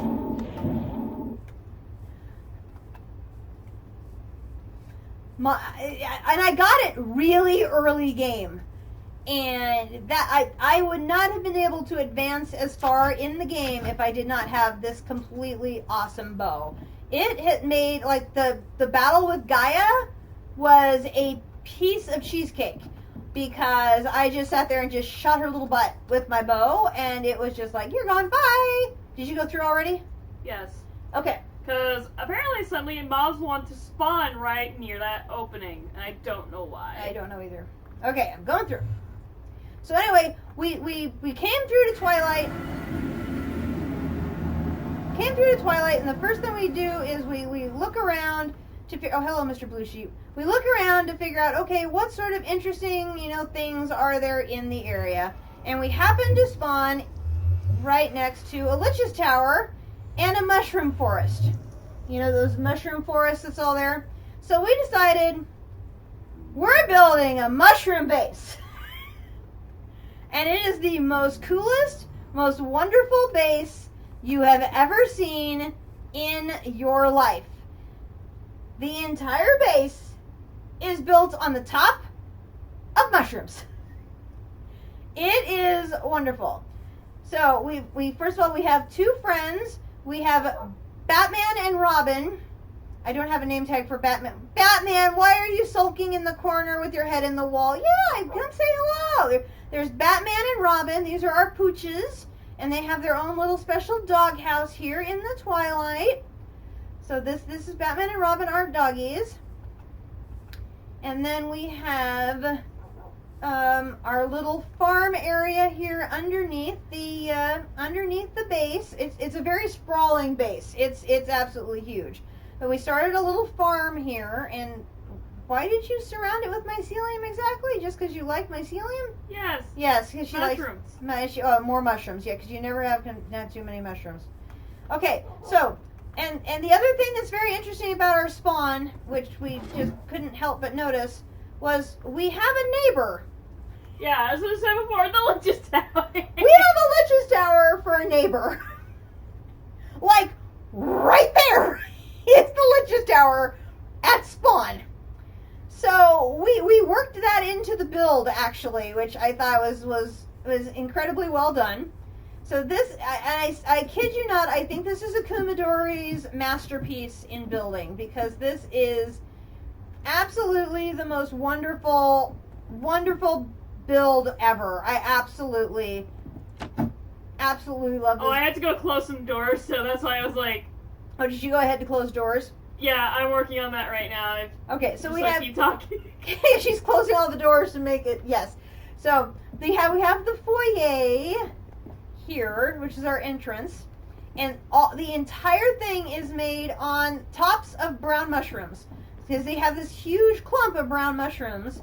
And they were all naturally here. We didn't have to modify any of them at all. Well, I mean, I had to modify some as I was trying to figure out floor plans and accidentally punched them. Well, yeah, I mean, a little bit of tweak. And she was working on this around Christmas time, so there's a lot of Christmas decor here in the base because we have all the stuff still Christmassy here. So we have the entrance into this foyer, and then it splits into 3 different directions.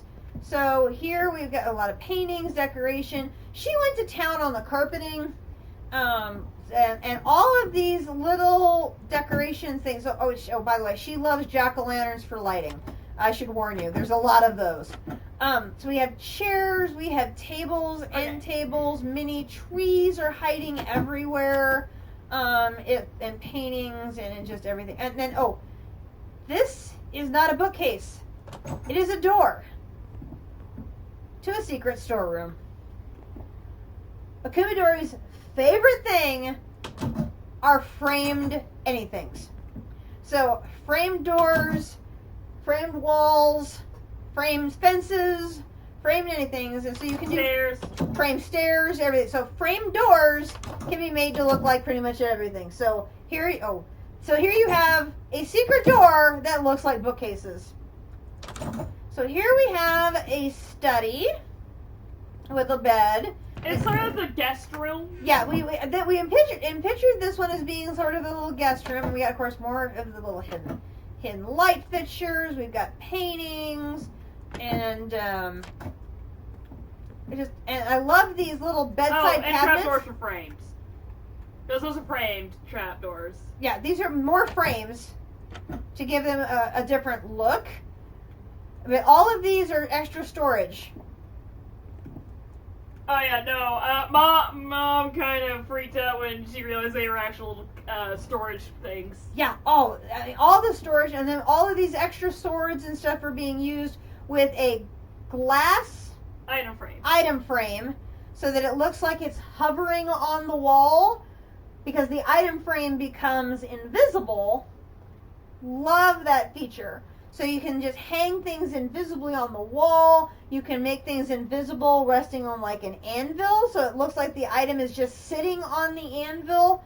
Love the glass item frames for decorations. It's amazing. Well, apparently District had only learned about frame doors thanks to the community. Yeah, I learned so much from other streamers and their communities. It's just amazing. Okay, so then this way, which way do I need to go next? Okay, so down here. Okay, so then this way next. It's sort of a workroom. So this would be like a potion-y workroom. So we have tons of potion shelves. We have so many extra furnaces. Oh, that's not even getting into storage. Yeah, we've got so many things. And then we use some of these vibrant quartz glass to give sort of an interesting effect and lighting, because this does provide some lighting effects. But we have lots of potion shelves. Yeah, more. Yep. They're everywhere. Everywhere. Lots of extra chests, more crates. I mean, they're everywhere. They're everywhere. Then we come down here. There's another storeroom. We have tons of extra bins and barrels and ooh. You can let's see. You can also do that with Draconic. I think it's Keybind P, maybe. Interesting. So we got more things hanging on the walls here. We got lots of firefly things used for lighting here. So that's just another storage workroom area over there. But yeah, this is where I started using some leaves and whatnot to kind of tons of pop leaves. Some green. We got some couches over here. Then we get into another main area, and this tree has presents under it. More carpeting. We've got mushrooms on the coffee tables for decoration. More of the bookcase. So there are so many different styles of bookcases. So of course the Kumidori has to use all of them. All of them. And then we used, even though we're using brown mushrooms for the floor, she capped all the rooms with if either wood, or she capped them with the red mushroom. So we have a combination of both mushrooms being presented in our mushroom base. It's so cool. I absolutely love this room, this whole base. Okay, so let's stay on the same level. Okay, so there's actually a second floor to the base, which is going to be up that ladder, but we're going to do like 3. Yeah, there's multiple levels. This thing is absolutely freaking huge. I have placeholder frames for whenever we get some items that can come over here to decorate. Yep. Okay, so here we have another sitting room area, more of this gorgeous carpeting. Love the carpeting. And another coffee table. More oak tables there. Then over here we have our dining room. So we have like a nice formal dining room area here. Then down here we have the kitchen area, because we had kitchen workshops to spare. And we've got sea lanterns for light. We have some more of these lovely cabinets to provide storage space. And even more storage. And we got a drying basin in here, like a sink. And then we have down here is another storeroom for like foodstuffs and things. So this would be like the big pantry area here. And then that takes care of that direction. Okay, then we're going to go up the ladder. So now we're starting getting into the fancy area. Yeah, so we're going to start from behind, though, because as you can see, you kind of get more windows to see our neighbor. Yeah, so here's where we start getting to the fancy area. So here we start having big walls of glass to start showcasing the view. Because the view is absolutely amazing as you start getting up higher in elevation. And originally we thought we were just going to go this high up. And then she's like, no, I can reach that mushroom. Let's keep going. So originally this wall was going to just showcase the Lich's Tower. And so you were going to just see the Lich's Tower from here. And she's like, oh, no, wait, I can reach that mushroom. Let's do another room. Okay, we'll do another room. Yeah, so, and this is also one of the places where I actually kept the brown mushroom as the roof. Yeah, we have a lot of contrasts and interesting things here. And animated leaves. Yeah, and she loves the animated leaves. She cannot get enough of these animated leaves. They are just so cool. Okay, which way are you going to go now? We're going to go backwards because, like, down here it's just strictly just storage space. Okay, so we came up the ladder here. Yeah, this is just strictly storage. So this is actually a blank, sort of a blank tablet, blank space for more storage. And there's even barrels tucked up in that corner, by the way. There's actually barrels in the corner filling that space up. We've got so much storage in this space. We are so ready for just any eventuality that could possibly happen. Okay, so then we're going to go this way first. So here we have another sort of master study. Yep. Master, desk and chair. She can actually sit on the sofas. We can both sit on the sofas. It's just so I just love all. Okay, where are the animated tree leaves from? So there are several trees in Twilight Forest that are very specific trees that you have to go into the super tall trees and find the little dungeons hidden among the leaves, and there's a chance to find the saps for them. Yeah, they're called, what are they, leaf dungeons? Yes. Yeah, they're called leaf dungeons at the top of very tall trees, or the botanic void miner shall give you them too. The void botanic miner will also give you the leaves and the saplings. And the wood. But the leaves are the things that are really cool because I just love that animation. They make such a good decoration. Some of those trees actually have special properties, like the miner wood tree. If you plant that somewhere, it apparently does something along the lines of being able to gather resources. Yeah, there's actually a tree in Twilight Forest that is a resource collector, which we have not figured out how that exactly works. That's the miner's... Yeah, it's that mining wood tree. Miner, what is that? Miner sap. This one, a miner's tree sapling? Yeah. Yeah, the tree itself. Ooh, pardon. I don't know how it works. We've only done put it in a bonsai pot to get some of the leaves. But apparently there's some very interesting side benefits of some of these trees. Yes, they have some interesting properties to them that we were not aware of. But of course, she only cared about the interesting leaves. All right, what's behind the next door? Okay, all right, and so because we're up here more in like the master, actual main bedroom area, so back here is the actual master bedroom with a functional pipe. Yep. So here we have the master bedroom. We have our fancy fireplace, and again, we're using the cathedral mod. We added the cathedral mod to our pack so that we got some additional building blocks. We use those for our cemetery. We're also using them here for the fire screen on the fireplace. And we've got our super duper fancy bed. We've got more bedside cabinets. We've got another window overlooking this side of the base. Another nice fancy desk. More bookcases with all the different varieties of bookcases.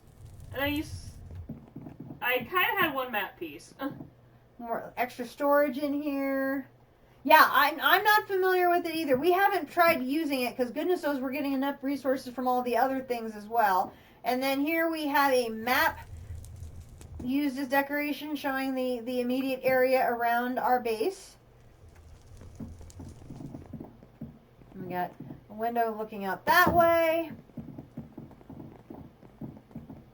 All right, so then this is taking us closer to the Lich's Tower. This is our observatory area. And we actually added another telescope here in the twilight because it is perpetually... Ooh, world backup failed. Ooh. That's interesting. I've never seen it do that before. Because it is perpetually twilight, in the twilight, the telescope works all the time. I don't know if the hard drive shouldn't be full. This thing's got like 1 terabyte on it. So we can basically come here all the time, day or night. It's always twilight here, and look for any constellations that would be available to be drawn. Originally, I just asked because it looked cool, and I thought that would kind of be a nice decoration, and then we discovered, oh, this actually can be fully functional out here. Yeah, we had no idea it would actually work like all the time, because it's actually night here all the time. So it ended up being really nice when Akumidori had lots of... Pages? My recordings aren't saved on my computer. They go straight to Twitch, and then I export them from Twitch to YouTube. I don't believe they're saved on my computer. I will definitely delete some of my older backups or something to figure out why my backup failed, because I definitely need to keep backing the game up. So anyway, so this is sort of the observatory little balcony deck area, but this was just supposed to be an accent piece, and we actually have found it to be a very functional, good thing. Okay, so now we're getting in, again, more a little fancy area. We switched the carpet up to be bright yellow. And more item frames for future decoration. Behind the banners is basically just strictly storage area, nothing in here really. Yep, and this is just going to be more storage, because there's one thing you need, it's going to be lots of storage. Because, you know, Twilight Forest just generates so much stuff. And then we've got yet another library, because she's got to use all the bookcases. I also found a way to use this workbench thing and kind of put like a functional workbench in here. Yeah, so this is a fancy workbench. So it's like a crafting table with some inventory on it, which I hadn't seen this one before, but it looked kind of different. And then some new carpeting to use as another accent piece. And then, are we ready? The finale room. The Lich's Tower in all of its glory. So you can just sit here and admire your neighbor.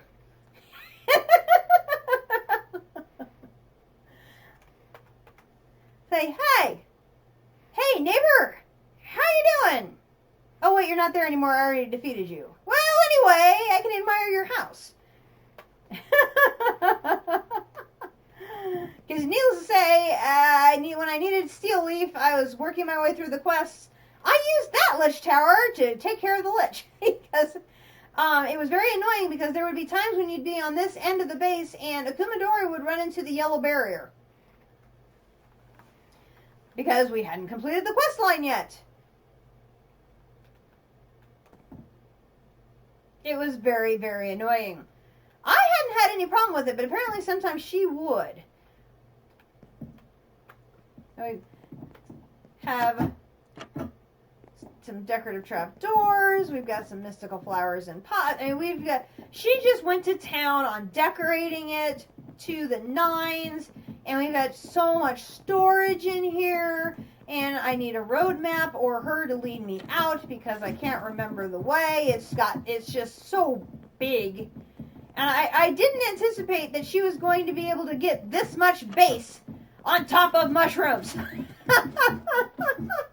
It is just so delightful. Oh, and actually, if you walk underneath, there's some stuff too. Yeah.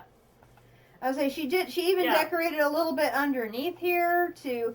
She added some lighting underneath here with some extra firefly lanterns. So we've got some lighting hanging underneath here. But then if you look, I think I have my bounciness on that I should be able. No, don't get stuck.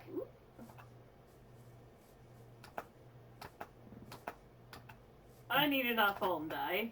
No falling. Come on. Oh, dang it. We had the stair stepped up so that I could...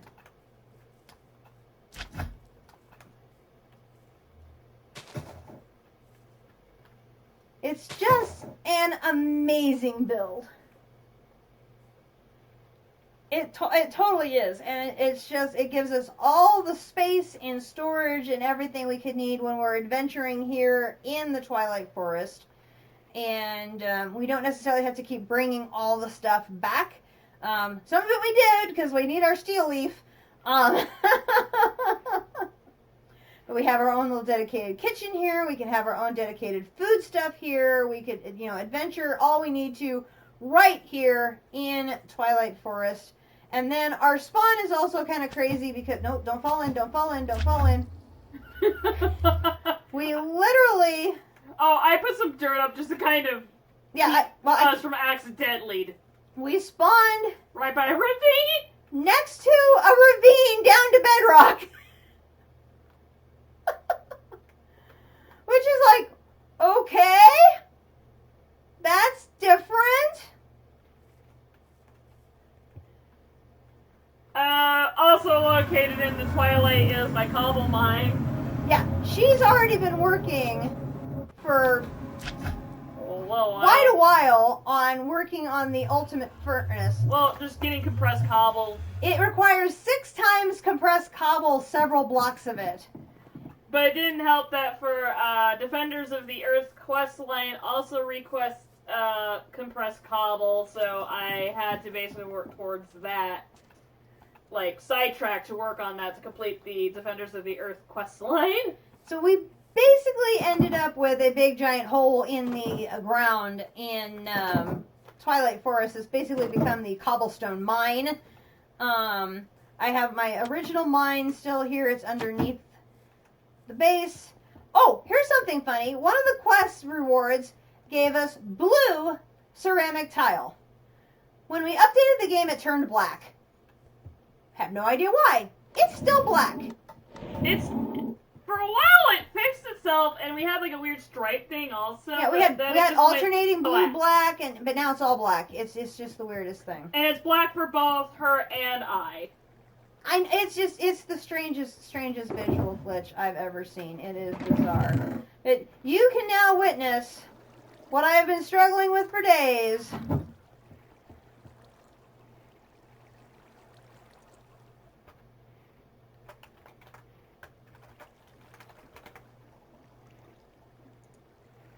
Oh, if I go to the right table.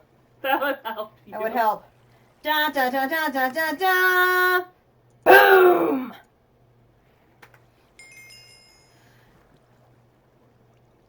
Ah! Wait, what was the thing you said me to do? I think I spent 4 days this week. I know, right? Oh, we now have a total of 2 because of me. Yes, this is the reason why you find a partner to play with, because you get double the rewards. Have an infinity crystal. An infinity catalyst and an extreme nickel singularity. Which now, apparently this thing does not require power.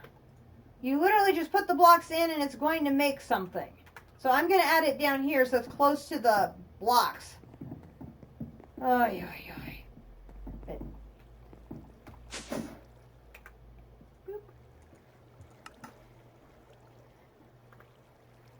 this was an absolute nightmare. Yeah, only 17 to 19,000 blocks for each one. No big deal. A neutronium solar panel? Oh no, I'm not ready for anything else neutronium, I don't think. Neutronium solar panel is a thing. I spent 2 days working on these.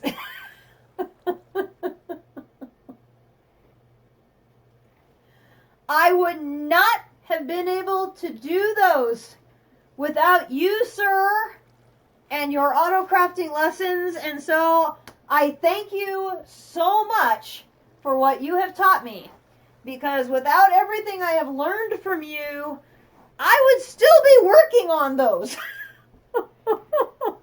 Oh, we're not even going to look at the Infinity Catalyst. That's the next thing, by the way. I don't think I want to look. All the singularities. Just all the singularities. I don't want to look. I don't want to look. And neutronium thingies.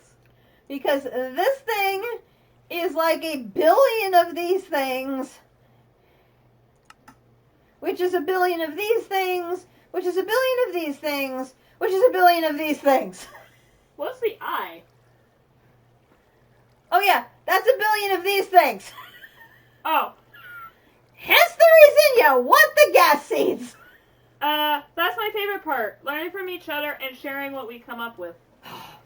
For sure. And you have been so amazing, because you pause what you're working on to show me something in a machine, or when you literally walked over to show us a berry tree. Well, not berry tree, or tree. The tree. You showed us the hill cherry. The hill cherry. You showed us the hill cherry tree that's near your base, so Akumadori knew what to go look for to find one on our world. I mean, that you would take, interrupt what you're working on to show us things like that.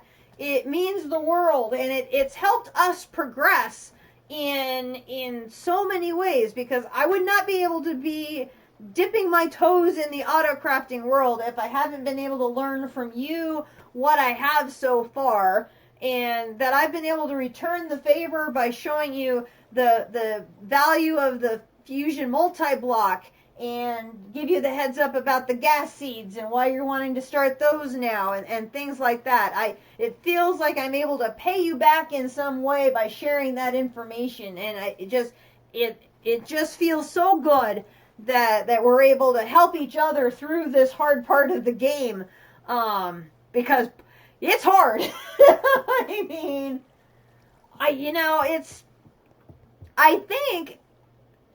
I mean, in some ways you're so far ahead of me because of your auto crafting capabilities and stuff. Like, you got the,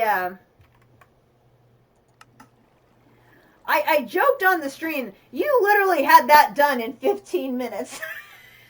And it took me hours.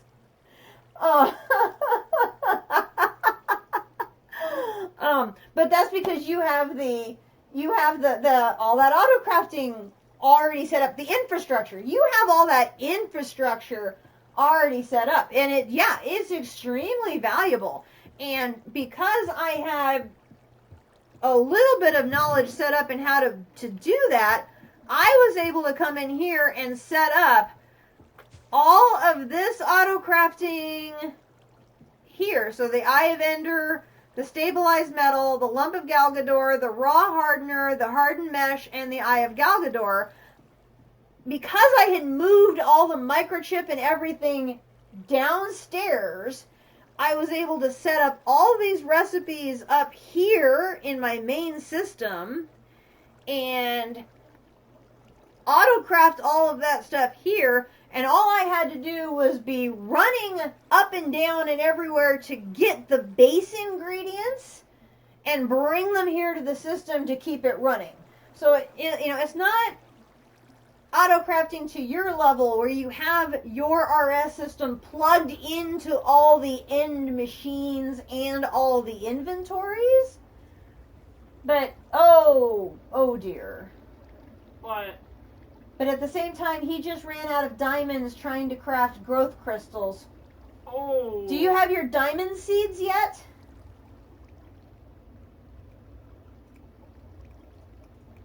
Because you should be getting diamond ore.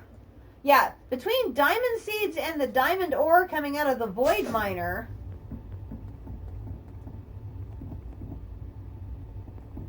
So I still have 983 diamond ore. Oops. Okay, I have to move that off my screen. It's giving me headaches. Whew. What is? That infinity catalyst I'm looking at is like making my screen move. So Oh! if I take a half a stack of diamond ore,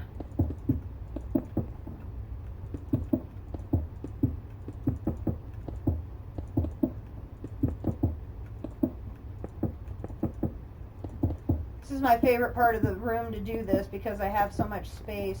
Oopsie. Okay, with my Fortune 5, go to town.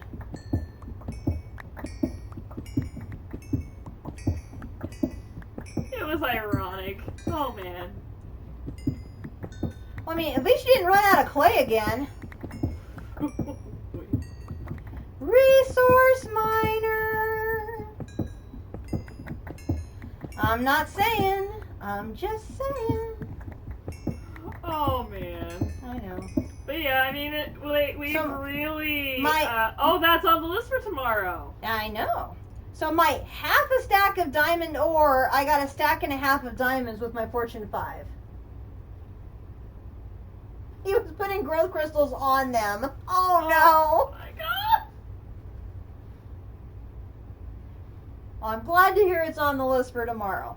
So yeah, with my Fortune 5 Vengeance pickaxe, half a stack of diamond ore turns into a stack of half a diamonds.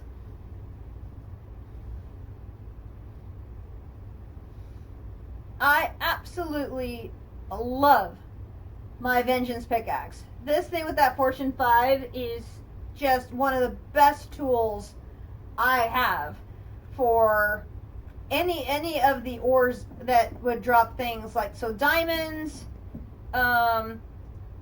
where's my, I moved things around. I rearranged the entire, have you seen this yet, Akumadori? The rearranged storeroom down here? Hold on. I was doing stuff with blocks. Okay. Which room? Oh, the one where you had the extension where I said, oh, I'm gonna have to fix stuff. No, so all of these were originally in the little storeroom, these little 2x2s. Oh, yeah. I rearranged the entire thing to put everything in large drawers with... Where did you put the little bins, then? They're all over here. And... So, but like, all of the iron ore was in little stacks of 1,000 here and 1,000 here and 1,000 here. Now I have 8,222 iron ore. Yes, we implemented some upgrades. There's a lot of upgrades. What is it I do to see the upgrades? No, not that. So I have a one stage 4 upgrade in there right now. So I tried to use whatever upgrade made the most sense, and I have so much iron ore. But I know one of those extreme singularities, I think, is going to be an iron one. So I've got over 8,000 iron ore waiting to be tripled. Because I don't have it up to quadrupled. I only have triple. But I've got 8,000. Right, so it's all the base items. So I've still got, so I have 8,000 of those. I have 4,700 of those. I don't have as many gold because I'm using them on the thing I'm working on now. I have 3,300 tin. I've got 4,000 lead. I've got 5,500 lithium. I've got 2,400 osmium. I've got 4,000 of that tin. In addition to that, I've got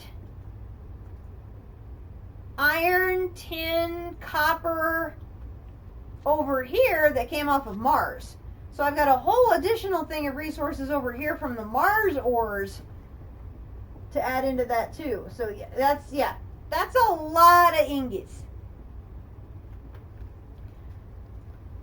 So when I'm ready to work on that, I just, it may be just me if it's not a weekend that Akumadori is here, but I just need to plop those in there and keep those working. But God, keeping this thing filled with oxygen is a struggle.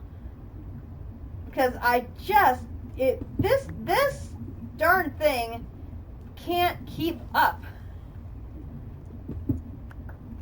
Okay, which one has the oxygen in it? This one.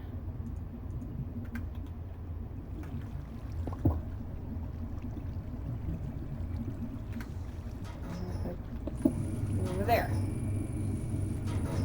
Lately what I've been doing is just basically swapping those two tanks because this one will be full, that one will be empty, so I'm just rotating them around to try and keep this process going. But I need to find some alternative sources for oxygen rather than making a whole squad of these things to keep this thing going. Because once it's time to start processing 8,000 of those things of iron, this isn't going to keep up. I mean, I love the fact that it's processing 5 at once all the way down the line, because it does go very quickly now. But oh my gosh.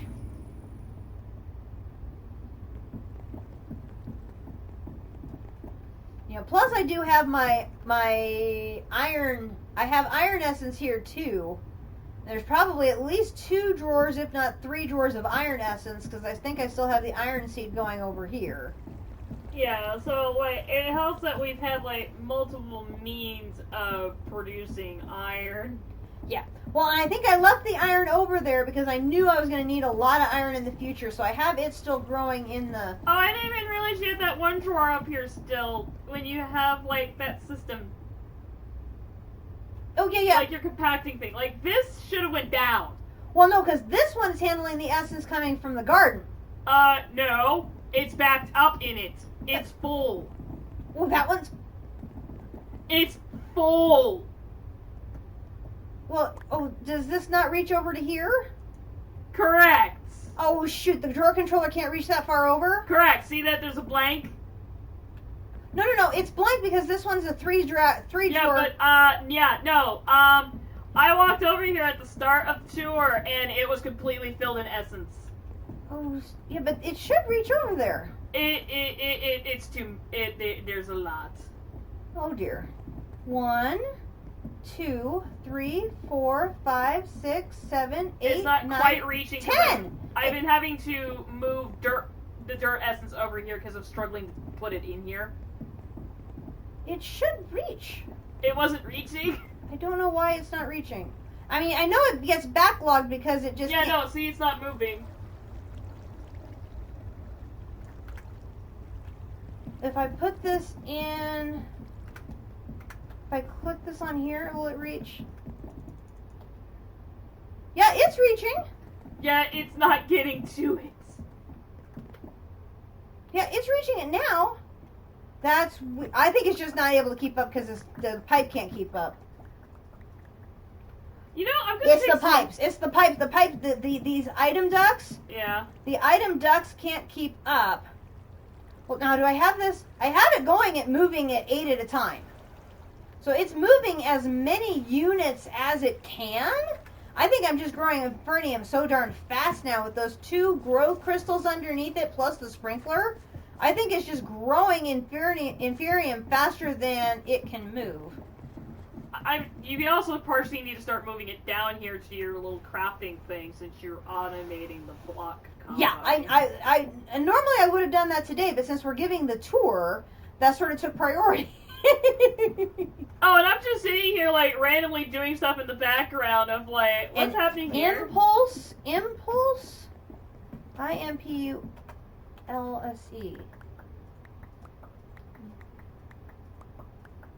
An impulse item duct. Oh.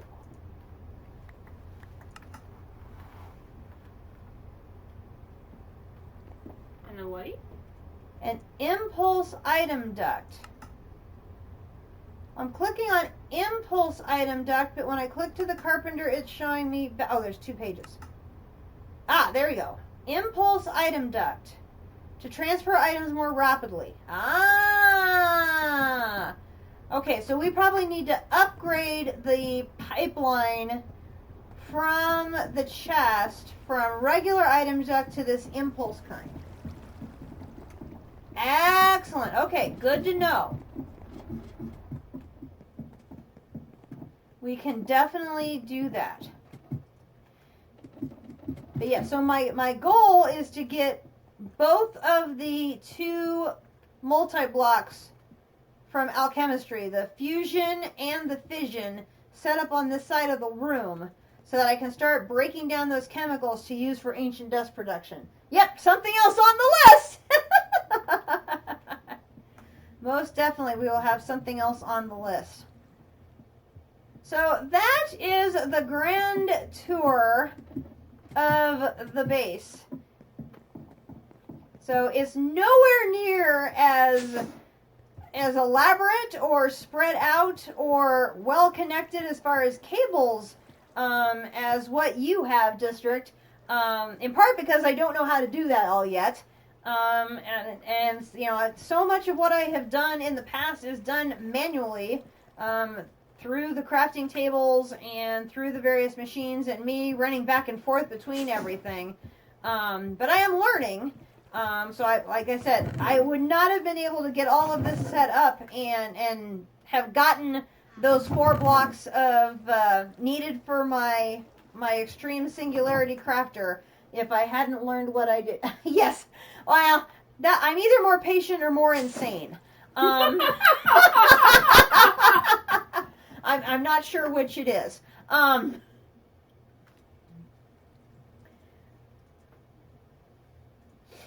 Because it's a lot of work, and I'm great. I'm really grateful because if I had not had the auto crafting set up for all those components, and all I had to do was go be delivering those raw resources there, I would still be working on this machine because this recipe was absolutely bonkers. That's easily got to be.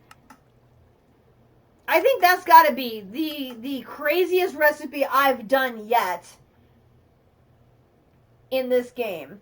And the craziest thing is I was able to do everything else on the page really easily. I either already had it or I was able to get it relatively easily until I hit those. And that's where I hit the roadblock. So, I mean, I was pretty impressed that I either already had it or was able to make it very easily until I hit those. Considering that this is such a huge recipe that I was like, what the heck is that? And then when I looked into the recipe and I'm like, oh, snap, I don't have those. I don't have anywhere near enough of those. How do I get them? Oh my gosh, I'm in trouble. But yeah, I mean, that was basically 3 days, 4 days. Something like that. Something like that to get all the components in place and go to town and get that finalized. So I'm pretty proud of that, getting that done. Because that's gonna be a big step on this quest. What do you mean the grind is real? I didn't need to get this far in the game for you to tell me that. Oh my gosh, we need to make 7 of them and we only have 2? Yup. This can take a while, and he makes a funny face at me. I mean, it's pretty much the true dedication to your resources. I'm being trolled by the game I'm playing! Do I want to look at this? Welcome to why I was mentioning about broken records. Well, at least the first 2 are easy. Broken records aren't bad. Oh my god. Oh, nuts! Yeah, that's why I said we're gonna need to hold on to our, turn into the ultimate stew and meatballs. Well, the good news is these 2 are easy to make, and completing that quest gives you a lot of these, so that's not so bad. Yeah, broken record, it literally, yeah. One likes to believe in the freedom of music. Yeah, you literally take a record and it turns into broken pieces. Okay. From my understanding. An extreme iron singularity. An extreme... wait a minute! We have to make 5 more of these? Yes. So I need to make 5 of those, 5 of those, 5 of those, 5 of those, 5 of those, 5 of those, 5 of those, 5 of those, 5 of those, 5 of those, 5 of those, and 5 of those? I may retire now. Oh my god! That's more than 150,000 ingots each! AKA prepared. This one gives us an iron singularity. If we do this one first, that'll give me 2 of them. Wait a minute. This is the equivalent of a solar panel tier 9. Yeah. He mentioned this earlier because I mentioned neutronium solar panel. It's a dumb. Oh my god! And it also uses an infinity thing. Right, but we just got one. Yeah, so we actually have to make 6. Well, no, because We got 2. We have to make 6. Oh, because if I use 1 to make this, to get the iron, Yes. it's going to use, oh, snap. Yes. Oh, but wait, we can't do it because we don't have a draconic solar panel. Because that we need all the draconic stuff. We can't, okay, so we can't do that until we go to Venus to ixnay that plan. Oh my god, dude!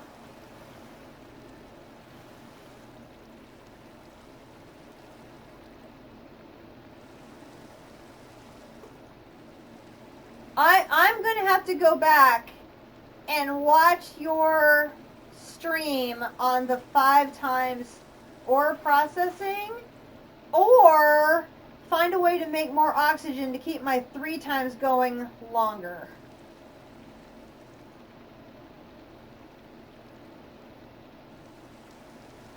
Because 8,000 times 3 is only 24,000 ingots. Oh, yeah.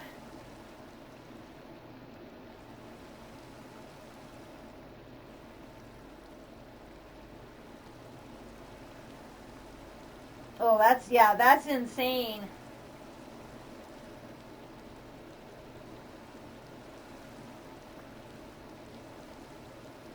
Now, would the infinity drill help?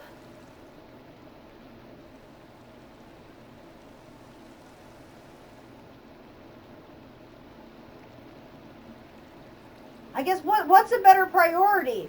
Is it collecting and processing the resources we're already getting from the void miners?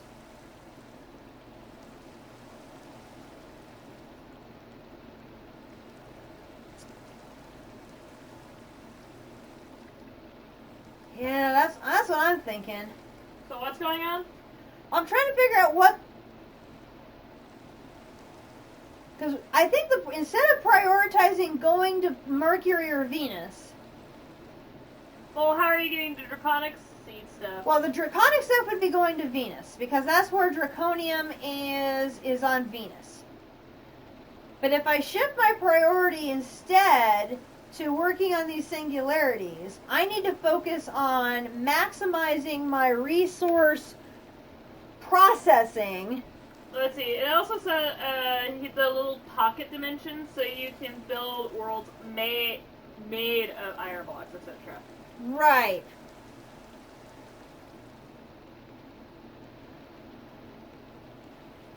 Well, and I could use, like, the builder, too, to bring in additional iron. So if it's a matter of bringing in iron or copper or whatever it is, I've got the builder, and then I don't have that digital miner that you have, so that'd be another incoming source. And Mars produces the ores as well, so we'd have Mars, the void ore miner, the builder,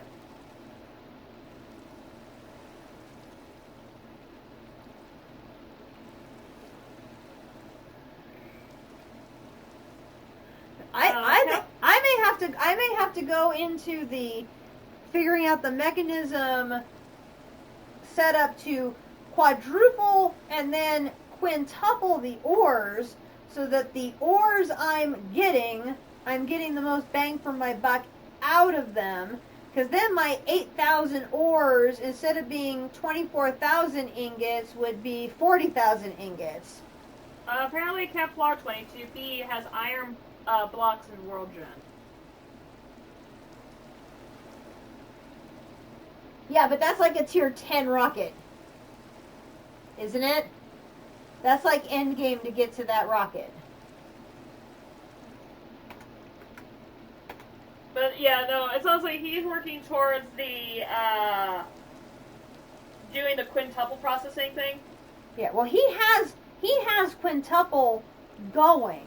It's a matter of making it more efficient and.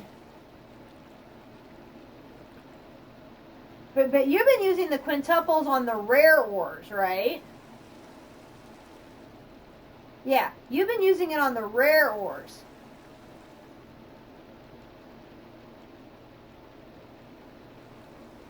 I'm wondering if I don't need to set up a dedicated quintuple station for each of the ores. So literally, oh my God, you just scared the living daylights out of me, girl. Sorry, Mom. It's all right.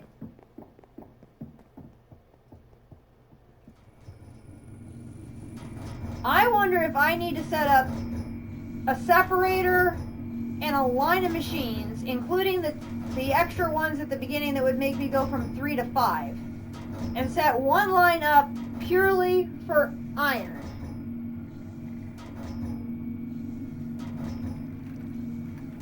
Seeds too. Well, I could do that with a cloche, but even a cloche isn't going to generate enough to make 85,000. What was your number? I forgot the number. It's too big. I don't want to think about it.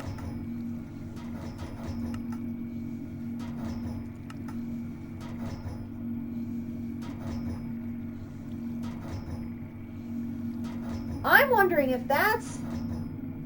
Well, now that's another question I have, is I thought this machine here... I'm going to sleep this rain away real quick. I thought this one machine was supposed to duplicate seeds, but it didn't duplicate seeds when I tried it with the gas seeds, this thing. I thought it was supposed to duplicate seeds. So basically, you'd put one iron seed in and get 2 iron seeds out. It does not apparently do that. Although iron seeds would be an easy enough one to make multiples of. So I could, but all 3 of my cloches, I could do all 3 of them being iron seeds. So like, for those singularities that are all the common metals, making additional version of those seeds would not be hard to do.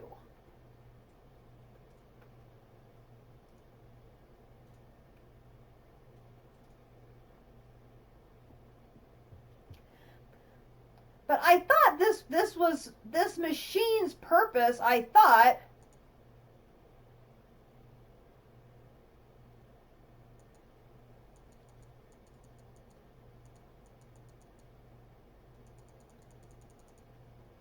this was the machine that was supposed to dupe seeds. And when I used it on the gas seeds, I got more essence, but I did not get a new set, a duplicate set of seeds. So I found that kind of confusing. But for the common seeds, like, you know, iron and copper and all that, making additional sets of seeds would be easy enough that I could load all 3 of my cloches with iron seeds.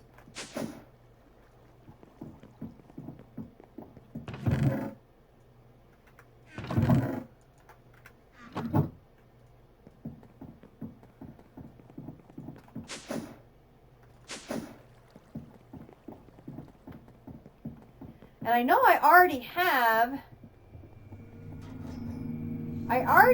a second purifying factory, and I have a second smelting factory, so I'd only have to make 2 of the additional ones in the middle just to set up a second tripling line. And obviously I already have 2 of these. But I would need to leave this additional line here for regular processing of other stuff. But there isn't enough space here for me to add more machines for quintupling. I'd probably have to set up another room. Oh, I need another basement. Oh, no, you're all good.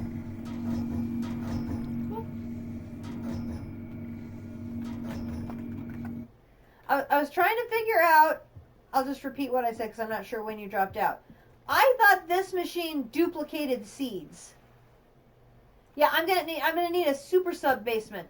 Now, at some point, I'm gonna run into the cave system that's below here. Which is not that far. I'm really close to running into another a set of caves because like over here, I've got the cave system is literally like right up against the wall here, which is why you can hear the zombies all the time. Oh my goodness, I am only 3 short from having another times 6 compressor level. Yay! She's working on that ultimate furnace. And it's really funny. When we were working on expanding this room out here, when we started digging this wall, the blocks were disappearing because the ranged collector from the zombie dungeon was collecting the blocks from over here. That's how close they are. Oh, gotcha.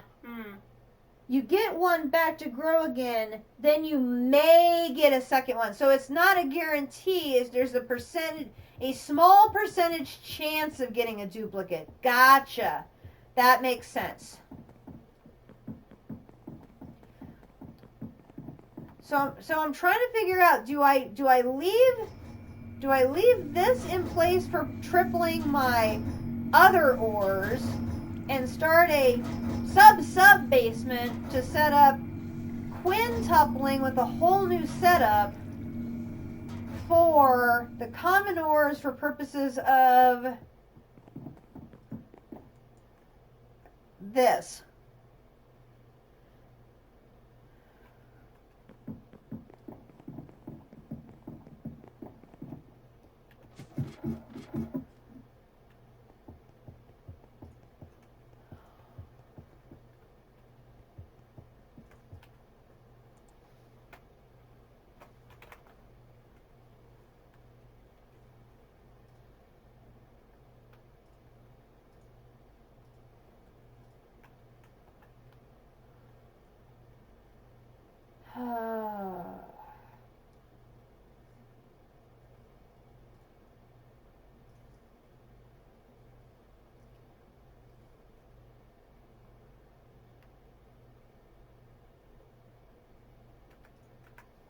I don't think I've got...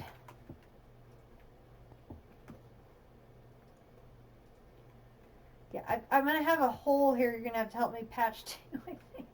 I'll get there. I get there. It totally, the volume.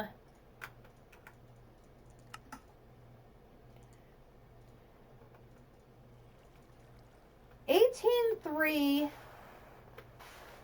blocks of iron times 6. Assuming I save one of my infinity catalysts for making the 2 solar panels.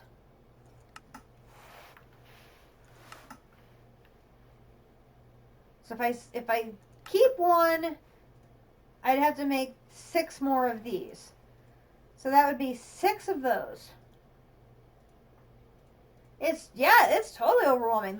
The sheer volume is just immense.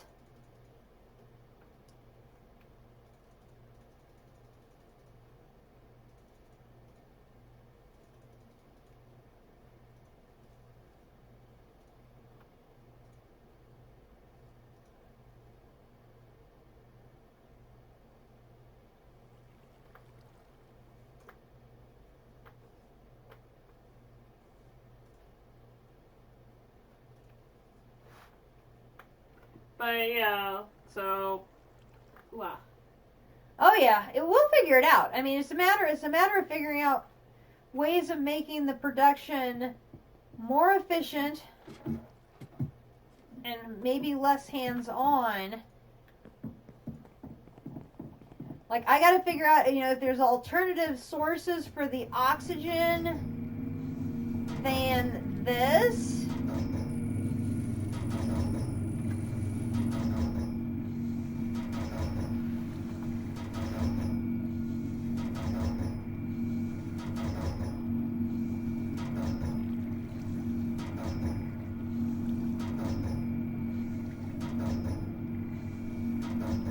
Yes, it's definitely overwhelming. For sure. I mean, this tripling has gotten me through just fine up till this point.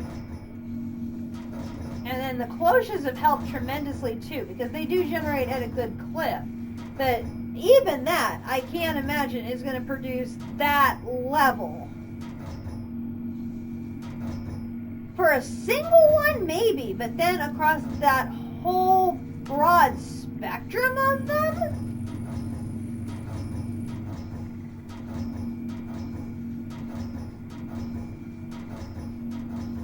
There's Galacticraft oxygen in...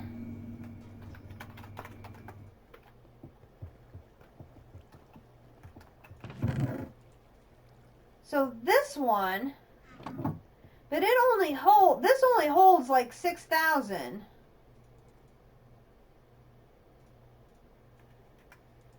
The oxygen collector will only hold 6,000. I don't think that would keep up.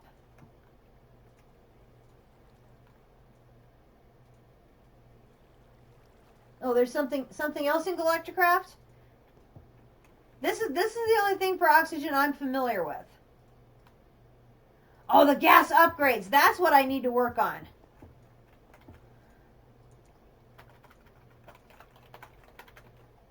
Oops. Gas upgrades.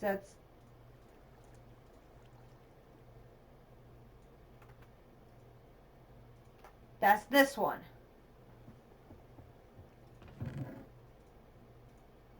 Oh, okay. That won't keep up, but if I add these gas upgrades to my existing machinery, they'll become more efficient at using... Okay, got it.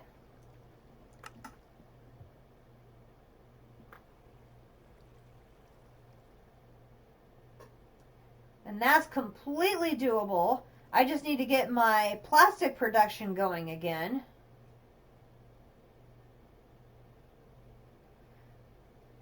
I should be able to make tons of those. Before you sign off tonight, make sure you buy some boosting mixture. Oh.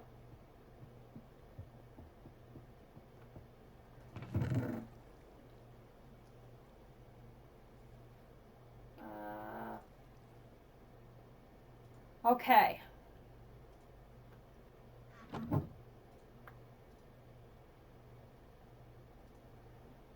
So these go in the machine that's using the oxygen. So this first machine here, the purifying one. This is the one that's using the oxygen. Gotcha. All right. Okay, so that'll be on my to-do list tomorrow. Will be to put gas upgrades. How many can it hold? Do you know?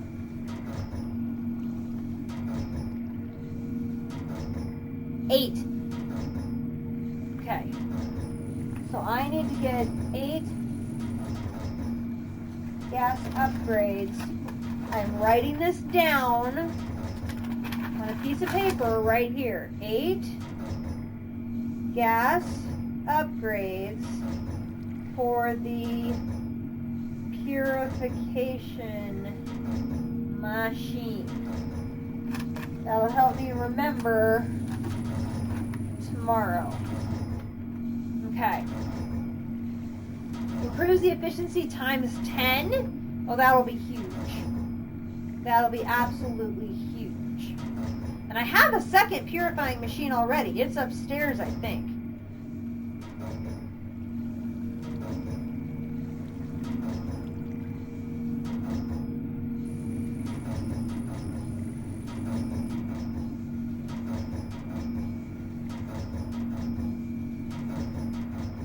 Yeah, if I'm going to expand this from 3 to 5, it's going to have to move because there's just not room.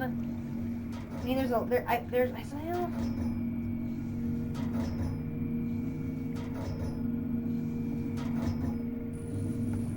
really not room for it here. I mean, I can move the whole kit and caboodle downstairs to a new room and reset it up, I suppose.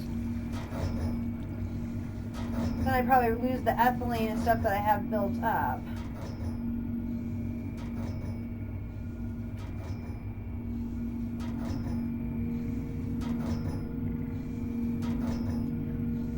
assume that's correct. If it's improving the efficiency times 10, then it should use the oxygen at 1/10 the rate. I would agree with you. Which that would be a huge help, because that's usually what's slowing down my production. Is this tank runs out.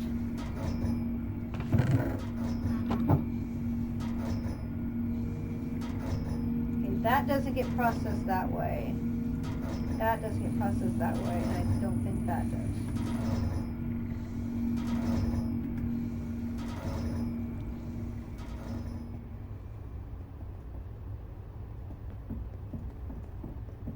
Just run these upstairs for now. I will deal with that later. And I don't know where I got that block of steel from. Just sort of magically appeared. Okay.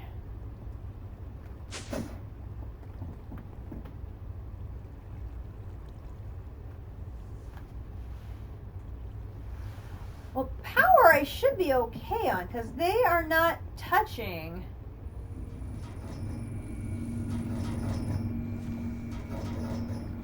my capacity on the gas burning generator right now.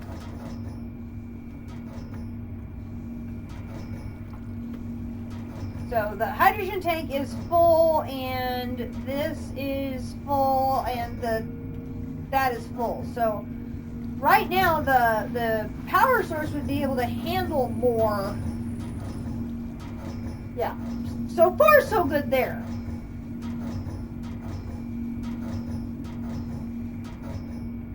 Okay, so I'm definitely going to work on the gas burning, or the gas upgrades there. I need to get this up and running to get more plastic, because I'm pretty sure I'm out by now. How are you doing? Are you... Wait.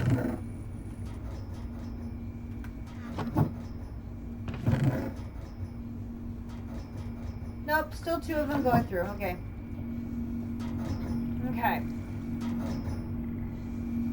Yeah, power I think I'm okay for now. So I gotta do the gas upgrades, the 2 multi-blocks for processing the chemicals, so that I can work on the ancient dust.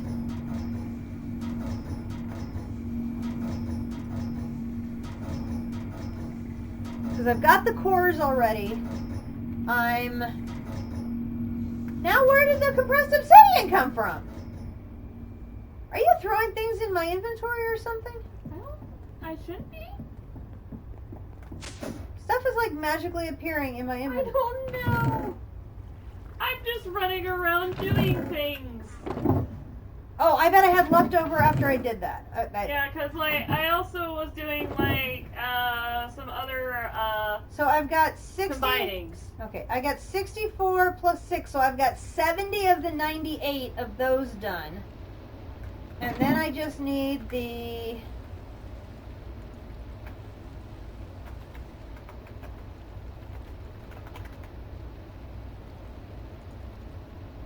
I just need to do this, which nothing in there is too horrible. What is an iridium reinforced tungsten steel block?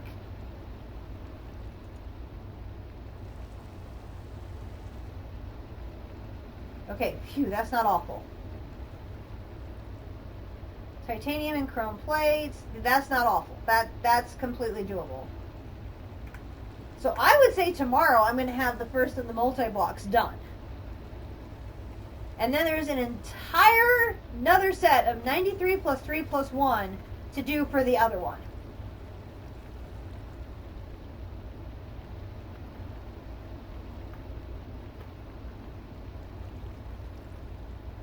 Oh man. So I'd say that's hello, you just scared me again. You really need to stop doing that. Now. So I'd say that's probably going to be my two projects, well, 3 projects, I guess, if you count both multi-blocks separately, would be the gas upgrades for sure, then the fusion and the fission multi-block so that I can start processing the chemicals to get ancient dust production going. And then I'm going to start looking at probably another basement to move ore processing down there and expanding it from tripling to quintupling like you have.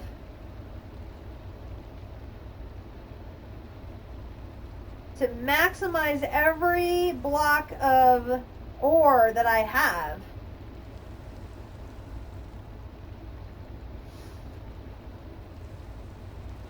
And in the meantime, while I'm working on expanding the ore production efficiency, I can start flipping over my cloches to work on seeds.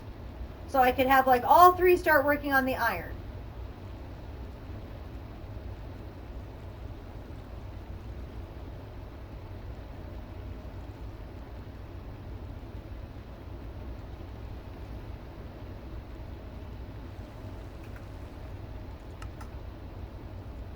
If I'm gonna need, I'm pretty sure. Well, now I'm thinking I'm gonna need 6 meatballs and 6.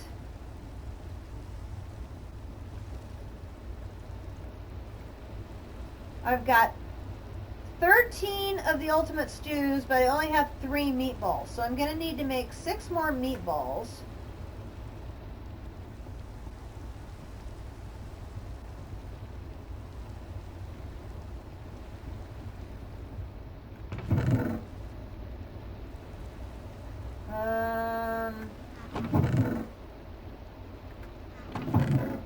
Where did I put those? And I've got 3 Endus pearls. So I'm going to need to make 3 more Endus pearls, 3 more cosmic meatballs, but I'm good on the stew.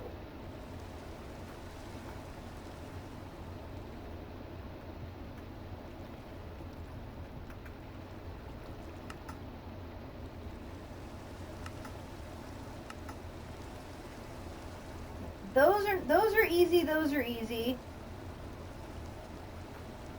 These will be easy enough once I get the seeds for this one, if it ever finishes the darn thing. Which seeds? Okay, the neutronium seeds. I'm still waiting on this darn thing to make enough ingots for me to make the seeds. But then that should help me cover these 3 here. Then I'll need to make 3 more of each of these. We've got the stew. You said the broken record's pretty easy. Yes. I've got the steel, and I've got the Enderium. So that's really only going to leave the singularities here. It looks like bedtime is needing to occur. Sorry, I like catching back up with chat.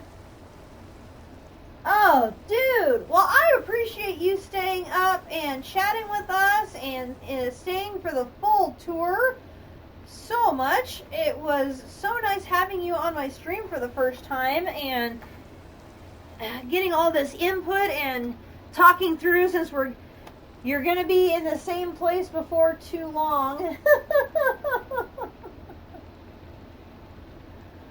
Oh my gosh. Well, I'm going to go ahead and wrap up the stream for now. I'm going to keep playing for a little bit because we got to get this Inferium issue cleared up downstairs. I'm going to help Akumadori take... I think I fixed it. Oh, she may have fixed it. Well, I'm going to go and inspect her work, and so that has been the grand tour. So you've seen what the entire base is looking like.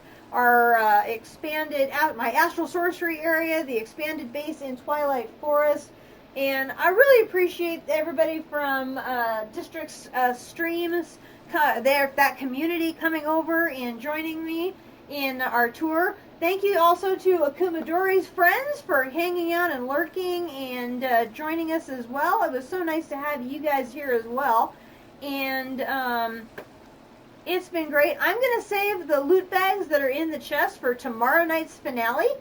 And, because they may be the last loot bags we have for a while, because I'm not sure how many quests we're going to have to turn in a bit. Yeah. You're happy you won't have as much catch up to do anymore when you come to visit. So this has been the grand tour of Dungeons, Dragons, and Space Shuttles, Katiana and Akumadori's grand base. And again, thank you so much, District, for hanging out and for all the great input. And I am looking forward to us both working together to try and figure out the enormous challenge ahead for both of us. And we'll figure it out. I know we will, because between your auto-crafting knowledge and my stubbornness, we will figure this out. So I am signing off for now.